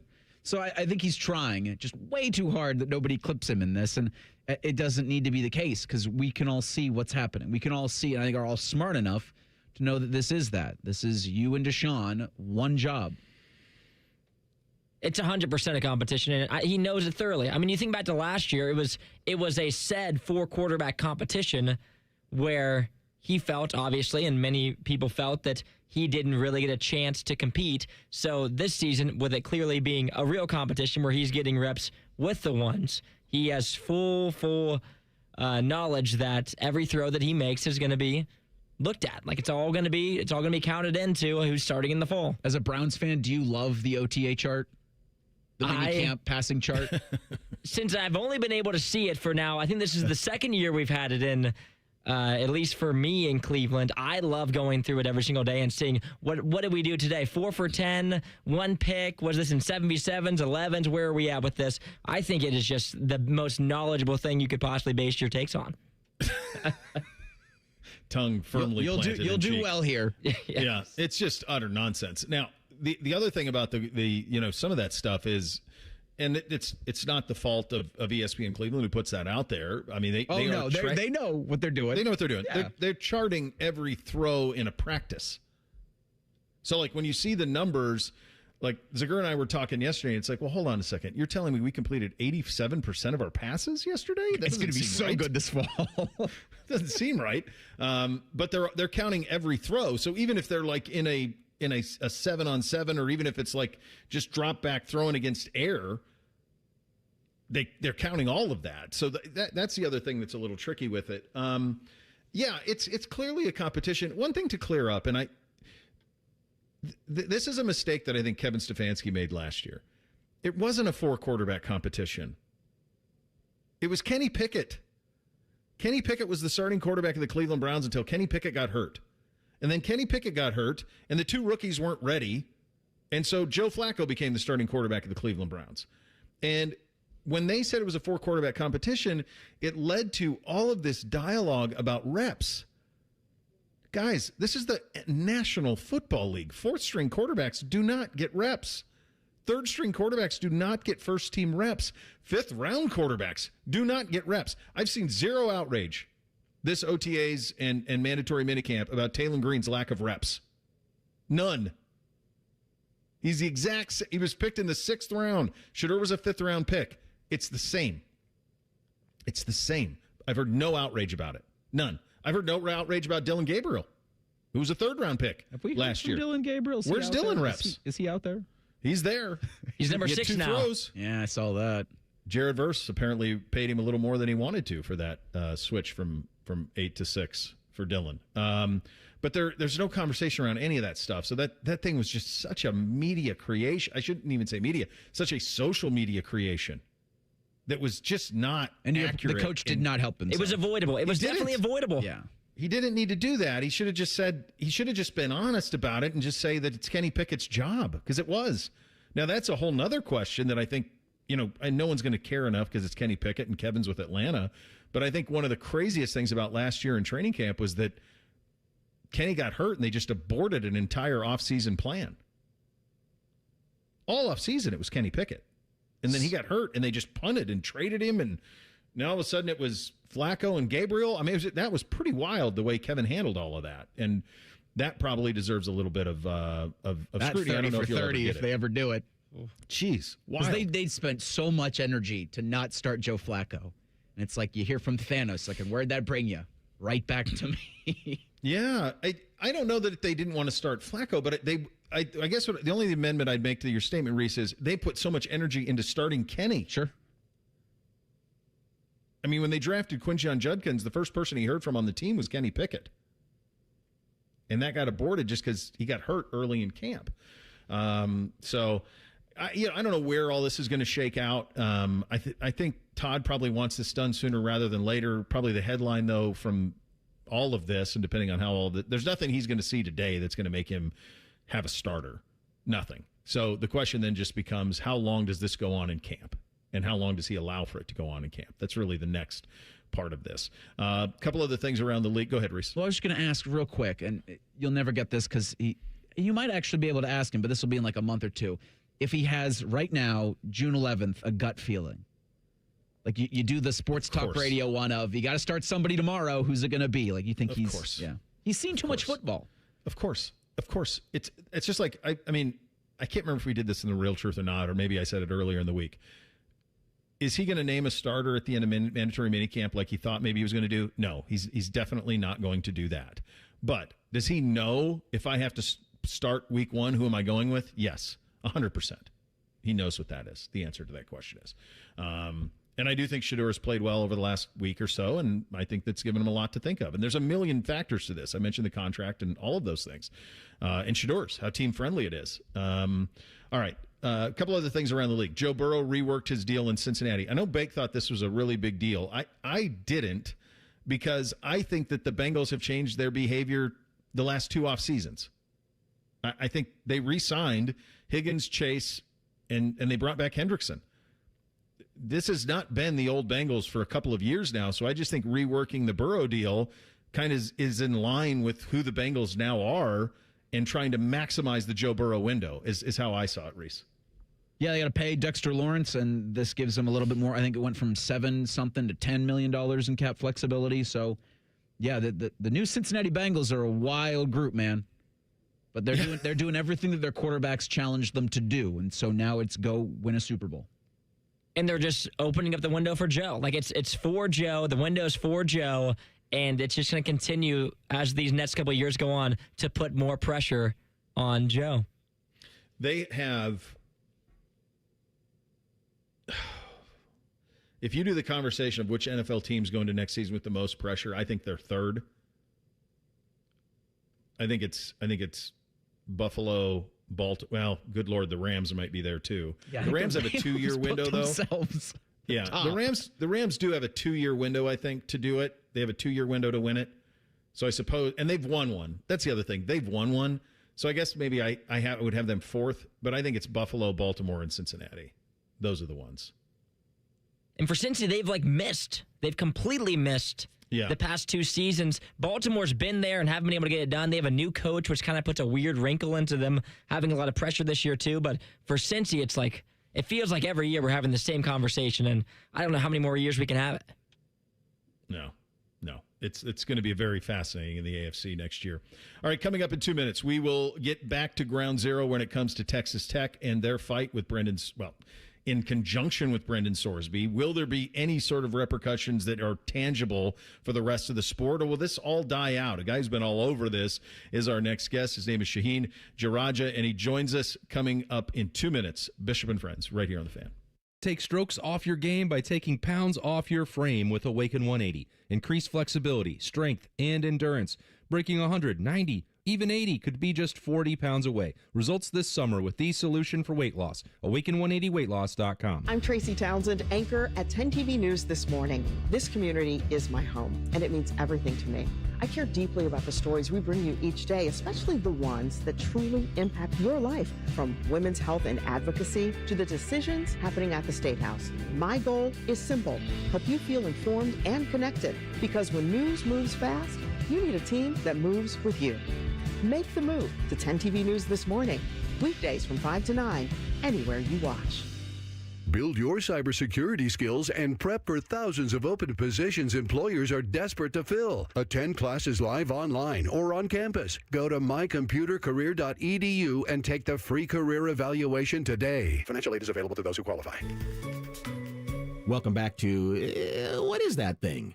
Today our guest is Dr. Melvin Parsbrucker. I invented the sump pump. Ah, the sump pump. I've heard Apex pros talk about those. Yes, the pros who knows are true experts in sump pumpology. So, Doctor, what is that thing? You see, a sump pump is a device designed to pump out sump. Sump? For the pump. You say the pumps? Sump. Sump. And what exactly is sump? It's what gets pumped. I want to be sure I'm hearing you right. Sump? Sump. And that's what gets pumped. Look, maybe Apex Pros can explain it at your level. Well, Apex Pros says some pumps are made to keep groundwater from accumulating and flooding your basement, especially this time of year with the big spring rains and the uniquely shallow water table in and around Franklin County. A simple sump pump can protect your home from tens of thousands of dollars in damage.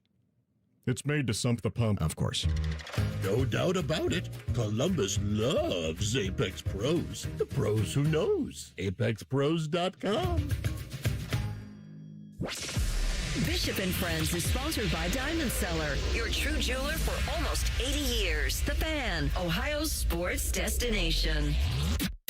We'll read your emails on the air, but we won't tell you where to send them. Hey, we're not doing all the work for you. This is Bishop and Friends.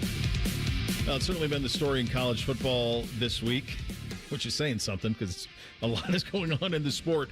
For some perspective, we head out on the Bryan Heating Cooling Systems fan guest hotline. Shehan Jaraja joins us, national college football writer at CBS. Thank you so much for your time, my friend. Let's just start with, you've been around this a long time.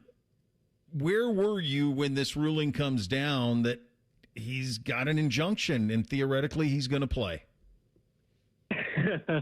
Well, it was bright and early on Monday morning. I was getting my daughter ready to go to daycare, and then I was like, "Hey," to my wife, "I think that I might need you to do it today," because immediately, obviously, we moved into action. And no, I mean, it was a surprise, right? Obviously, with something like an injunction, we just don't know what the timeline of it was going to be. You know, we had heard that it was likely that it would be decided probably by Monday, but we were on pins and needles all of last week too, waiting for a decision. And certainly this was not the outcome that we had expected or frankly were preparing for in a lot of ways. So no, it was an earth-shattering moment in college football. The way that the outrage, I guess, the collective outrage from everybody else, some of it for me seemed a little performative because I wonder if they would have the same outrage if this situation was happening at their school, and I'm dubious to think that they would. In terms of Texas Tech's involvement in all of this, because I'll be honest with you, I really thought this was about Sorsby. I didn't think there was any chance he'd ever play college football again, and I assumed that this was about him getting a change in designation so that he could be in the supplemental draft.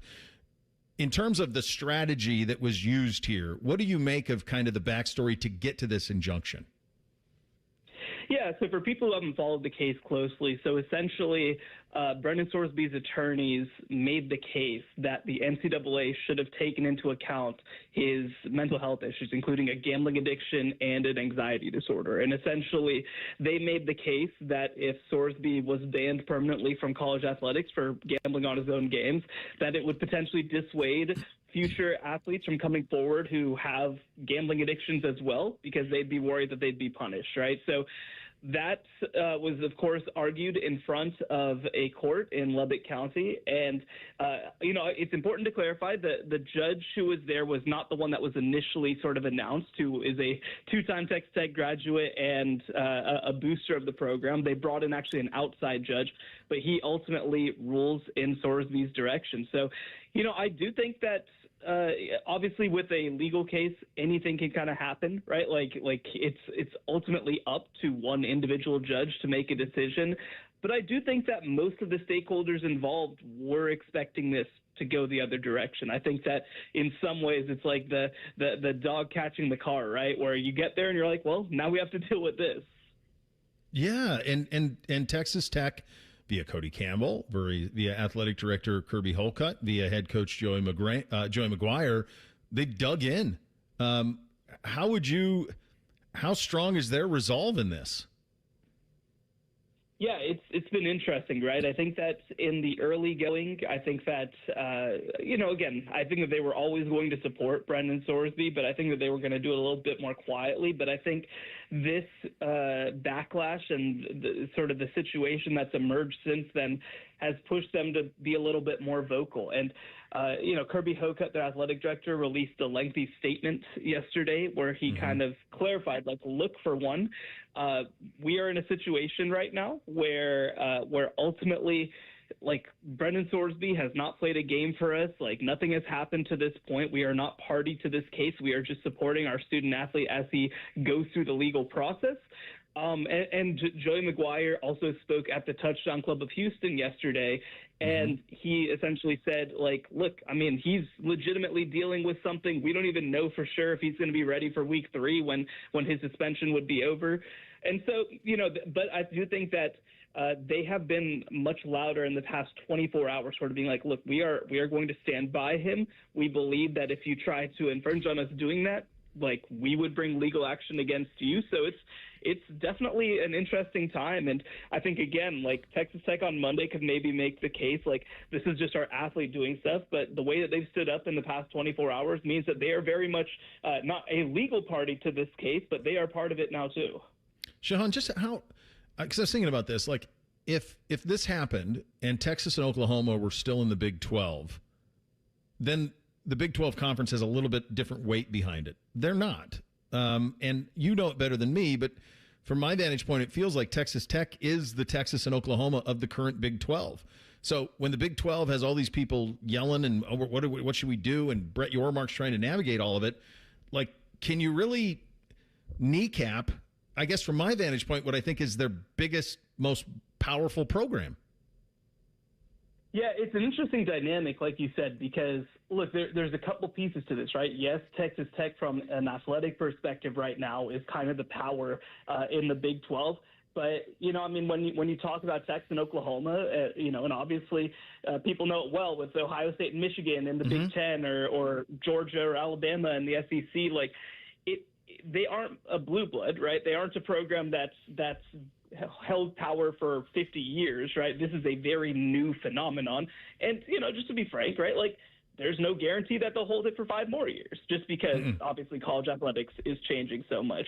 So, it's interesting, right? Because for one, my colleague Brandon Marcello at CBS Sports reported 15 of the 16 athletic directors expressed directly to Texas Tech that they do not believe that Brendan Sorsby should be allowed to play this fall.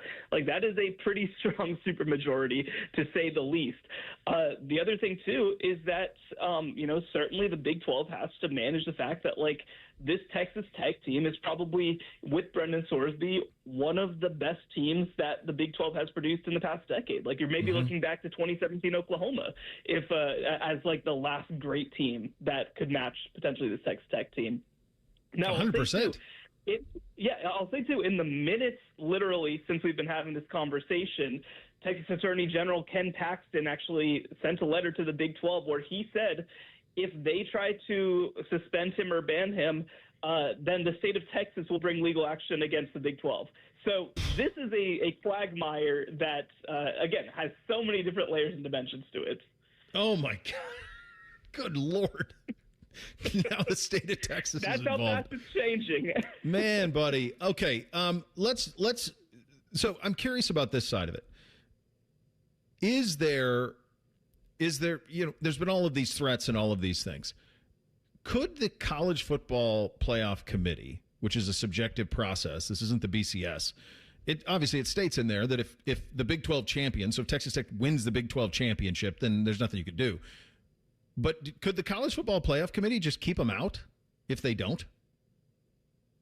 Yeah, it's a fair question. I think it's also a complicated question though too, because look, when you're the College Football Playoff Committee, I think that you have to exist as a postseason structure outside of some of the stuff that goes on underneath, right? I think back, for example, to Michigan in 2023, right, where they have a team that was punished on multiple occasions during that season, but I think the College Football Playoff Committee, and I think rightfully so, sort of was like, it's not really our job to try to litigate this situation, right? And even if you want to go back, I mean, I'm for example, a Baylor graduate, right? Like 2016, and the scandal over there was awful. Penn State in 2012, similar situation, right? Like I think that once you start opening the door to the idea of the playoff basically taking moral stances, I think that really becomes a complicated situation. And by the way, that doesn't get into, again, like we referred to, the bigger thing, which is that they would immediately and purposefully face pretty significant legal action. And by the way, not that it's the most relevant thing, but the College Football Playoff Committee is based in the state of Texas, and obviously the Attorney General's office, it looks like they're going to back Texas Tech. Good Lord. All right, I'll get you out of here on this one. How do you think this plays out? Do you think that he plays at Texas Tech? And is this, I mean, we live in a world now where there's so much information that comes our way that we forget some things that seem massive in the moment, almost 24 hours later. How do you foresee this in your crystal ball playing out? Yeah, and, I think that that's certainly been what Brendan Sorsby and Texas Tech expect to happen, right? That this is going to be something that there's a lot of reaction to in the couple hours after it goes, and then eventually people will kind of get over it. And to be honest, right, like, I'm a little surprised how much staying power this has already had. Like, we're a month away from Big 12 Media Days. I mean, I'll just say, right, like, I think that is most likely going to be the biggest story at Big 12 Media Days if this holds, right? I think that's when Texas Tech goes into week 3 to play Houston on Fox on a Friday night. That is going to be the biggest story in college football, will be the return of Brendan Sorsby. So, like, this has exploded, I think, in a way that might even be a surprise to some of the stakeholders involved. I'll say this. I think that Texas Tech plans to stand by Brendan Sorsby. I think that they want to, first of all, support their athlete, but also, too, like, I think that it's very important to the way that they see themselves, the idea that, like, we're going to fight for our own, per se. Yeah. I think that the more interesting dynamic, and maybe it's nothing, right? But, like, I think that Brendan Sorsby himself might need to have a conversation with people around him about what he's facing, because I think that his argument to himself was, look, like, obviously I want to play college football. I wanted to go to Texas Tech. I want to compete for a national championship.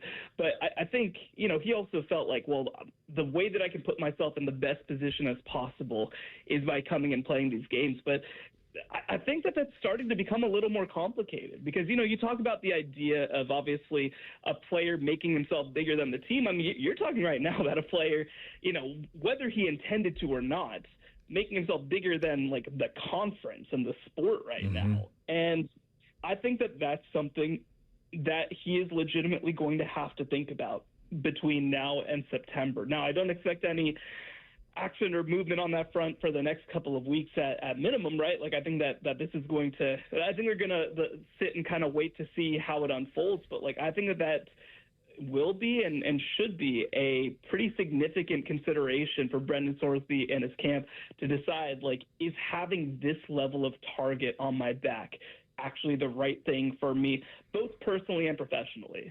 I think you nailed it. I think you got to look in the mirror and say, am I strong enough to handle this? And is this the right thing for me in my headspace and all of that? Because he go to the supplemental draft, he's going to go in the second round. I mean, that's his talent that's going to happen. So I think you may have hit on something at the end there that to me is really, really fascinating, which isn't a surprise because you're a very bright fella. Thank you so much for your time, bud. Greatly appreciate you. Thank you so much for having me. All right, there you go. Shehan Jaraja joining us on the Brian Heating Cooling Systems Fan Guest Hotline, national college football writer at CBS Sports. He's the Football Writers Association of America president as well. Get you 3 things on a Thursday up next. Bishop and Friends right here on The Fan. We used to have a billboard with our host's face on it, but only ugly people work here now. You mama say you ugly, hey! The Fan, Ohio sports destination. Amazon Business. Discover smart business buying where unmatched selection meets AI-driven tools to simplify complex processes so you can focus on what matters most. AmazonBusiness.com. Hey, what's up? It's T-Bone. Tired of snoring? Sleep Better Columbus can help with a custom mouthpiece that opens your airway and stops the snoring. No mask, no noise. Call 1-800-MORE-SLEEP or visit SleepBetterColumbus.com today. Stop snoring, sleep better, live better. Get ECO. ECO.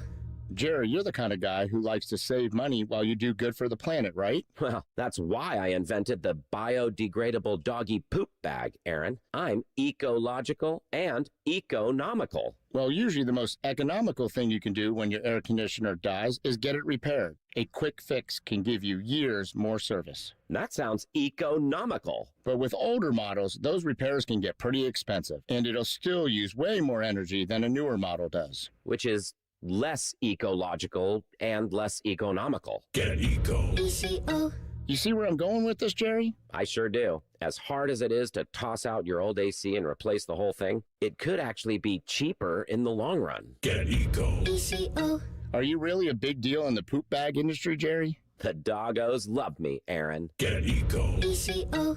Eco plumbers, electricians, and HVAC technicians. GetEco.com. When sudden illness or injury strike, Ohio State offers 3 types of urgent care to meet any of your needs. From traditional urgent care to our specialized orthopedic urgent care for activity-related injuries and advanced urgent care for more serious injury and illness. Our experts treat everything from broken bones to ear infections and colds and flu. Ohio State Urgent Care. This is world-class care. Fall is a season of change, and Hinderer Motor Company is turning over a new leaf with big savings. This is Justin Hinderer. Right now, any one of our participating locations is paying up to $3,500 over Kelley Blue Book value. That's right. Drive in your current vehicle and leaf with one of ours today. Don't wait. The leaves are falling and so are the prices. At Hinderer Motor Company, we love what moves you. As the old saying goes, size matters. At Morgan & Morgan, we have over 1,000 lawyers and nearly 6,000 people on staff. But at the core, this is and always has been a family business. Our family watching out for your family. Call us or email us 24 hours a day, 7 days a week, even on a Saturday or a Sunday. And if you ever have a problem, call our mom. Morgan & Morgan. For the people and your family. Injured? Dial pound law. Morgan & Morgan, Ohio office located at 600 Vine Street, Cincinnati. Prior results do not guarantee a similar outcome. Hey, it's T-Bone again. Sleep apnea doesn't have to rule your nights. Sleep Better Columbus has been treating snoring and sleep apnea for over 15 years with proven results and now has an office open in Marysville. Call 1-800-MORE-SLEEP or go to sleepbettercolumbus.com. Stop snoring, sleep better, live better. Common Man and Timmy. Voted America's dumbest show by Marconi voters. Common Man is a Columbus radio legend. And by legend, I mean it's a miracle he hasn't been fired yet. And Timmy is, well, Timmy will complain about anything and everything. And he kind of looks like a woman. Giggity, giggity, giggity. So there's that. Common Man and Timmy. Sponsored by Hinderer Motor Company. Weekday afternoons from 3 to 6 on The Fan. High energy bills? Your HVAC system could be the reason. Save up to $2,000 on a new HVAC system with Columbus Worthington Air. Smart homeowners know an old air conditioner can cost you more every month. Don't let it drain your wallet. Upgrade to efficient, reliable comfort with payment options that fit your budget. Backed by our exceptional service guarantee. Columbus Worthington Air and Bryant Heating and Cooling. Whatever it takes. Visit cwaohio.com/radio for details, terms, and conditions. License number 47543. Join our resident gambling degenerates, Dave Biddle and Scotty Vegas for On the Money. Sunday mornings at 9. Presented by the Sportsbook at Hollywood Casino Columbus. Must be 21. Gambling problem? Call 1-800-589-9966. The Fan. All your favorite fan shows are available when you want them. Head to 971thefan.com and hit that subscribe button. The Fan, Ohio sports destination. Find us on YouTube. Search WBNS Radio and you can see what Bo looks like. But only if you subscribe. This is Bishop and Friends. All right, Race, what did on the poll today? Daily Fan Poll sponsored by JT's Pizza and Pub. It asks, how much of the FIFA World Cup will you be watching? Your options are none of it, all of the U.S. matches, most of the games, won't miss a match. 40% say they won't watch a single solitary second of it. They're lying. I said that to Joshua today, and he said, no, I'm not. He's not. He's lying. Yeah, he's going to watch some. It'll be on. It's going to become water cooler. If Team USA has a run, then it's definitely going to become, it'll become like what the hockey was, except on a much bigger scale with much more viewers, certainly.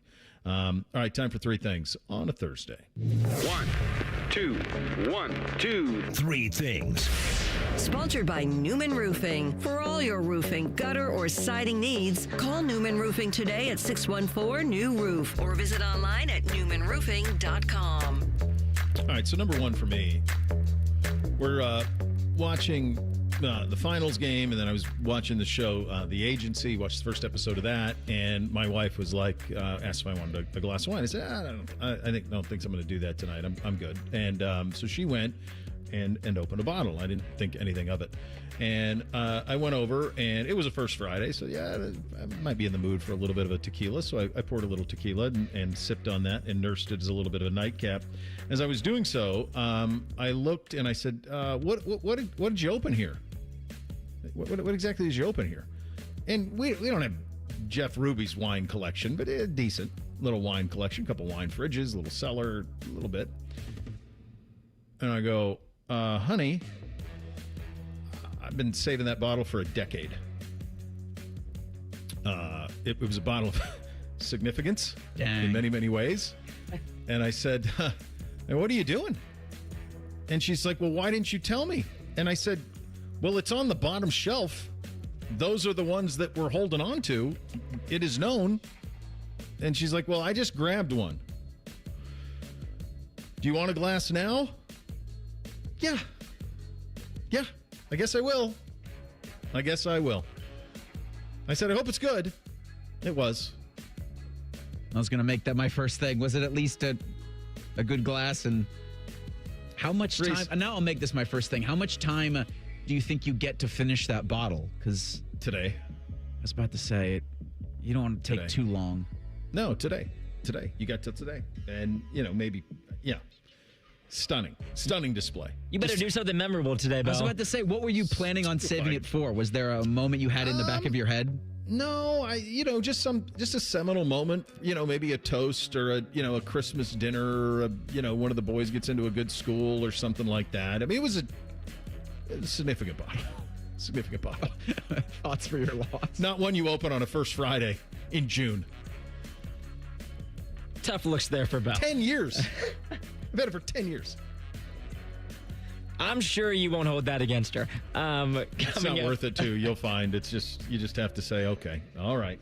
All right, first thing for me here. Tonight I'm doing something I haven't done in a little over a year, and I think I'm going to start doing it more. I am going to see a movie in the theaters, which I haven't done in a long time, and I don't do regularly, but my younger brother just moved back to Columbus. He graduated from the University of Cincinnati, came back, and he's one of the guys that goes to the movie theater constantly. He has the AMC pass, so he's a movie goer, and now he's convincing me to go with him. So I think that this will be something that'll be in my future coming up now that my brother is back, which I'm happy about. I like going to the movie theater. I just haven't done it in a while like everyone else.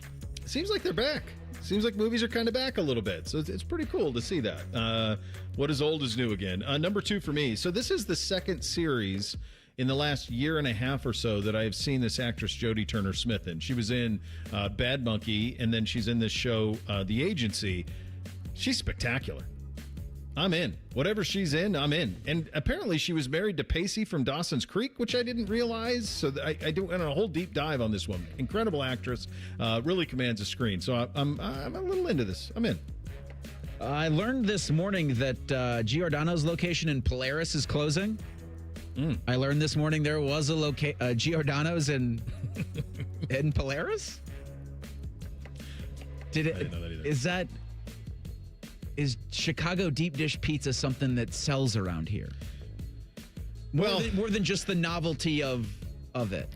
So I'll jump in and make this my third, and then you guys can finish. So they did this. It's funny that you say that because they put a McKenzie River pizza at Polaris too. And as we know, Columbus is the test market for all of these things. Yeah. McKenzie River Pizza Company was the pizza company, the bougie pizza company of my youth in Montana.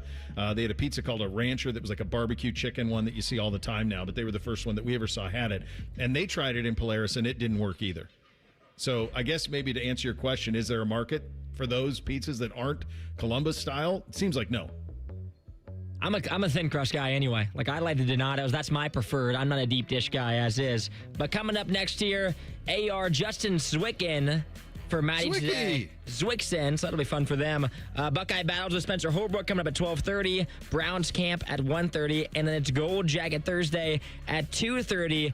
Patriots legend linebacker Andre Tippett. So tune in for them next. There you go. You have that to look forward to, which is very, very nice. We are back tomorrow on a Friday edition of the program. Bishop and Friends, right here on The Fan.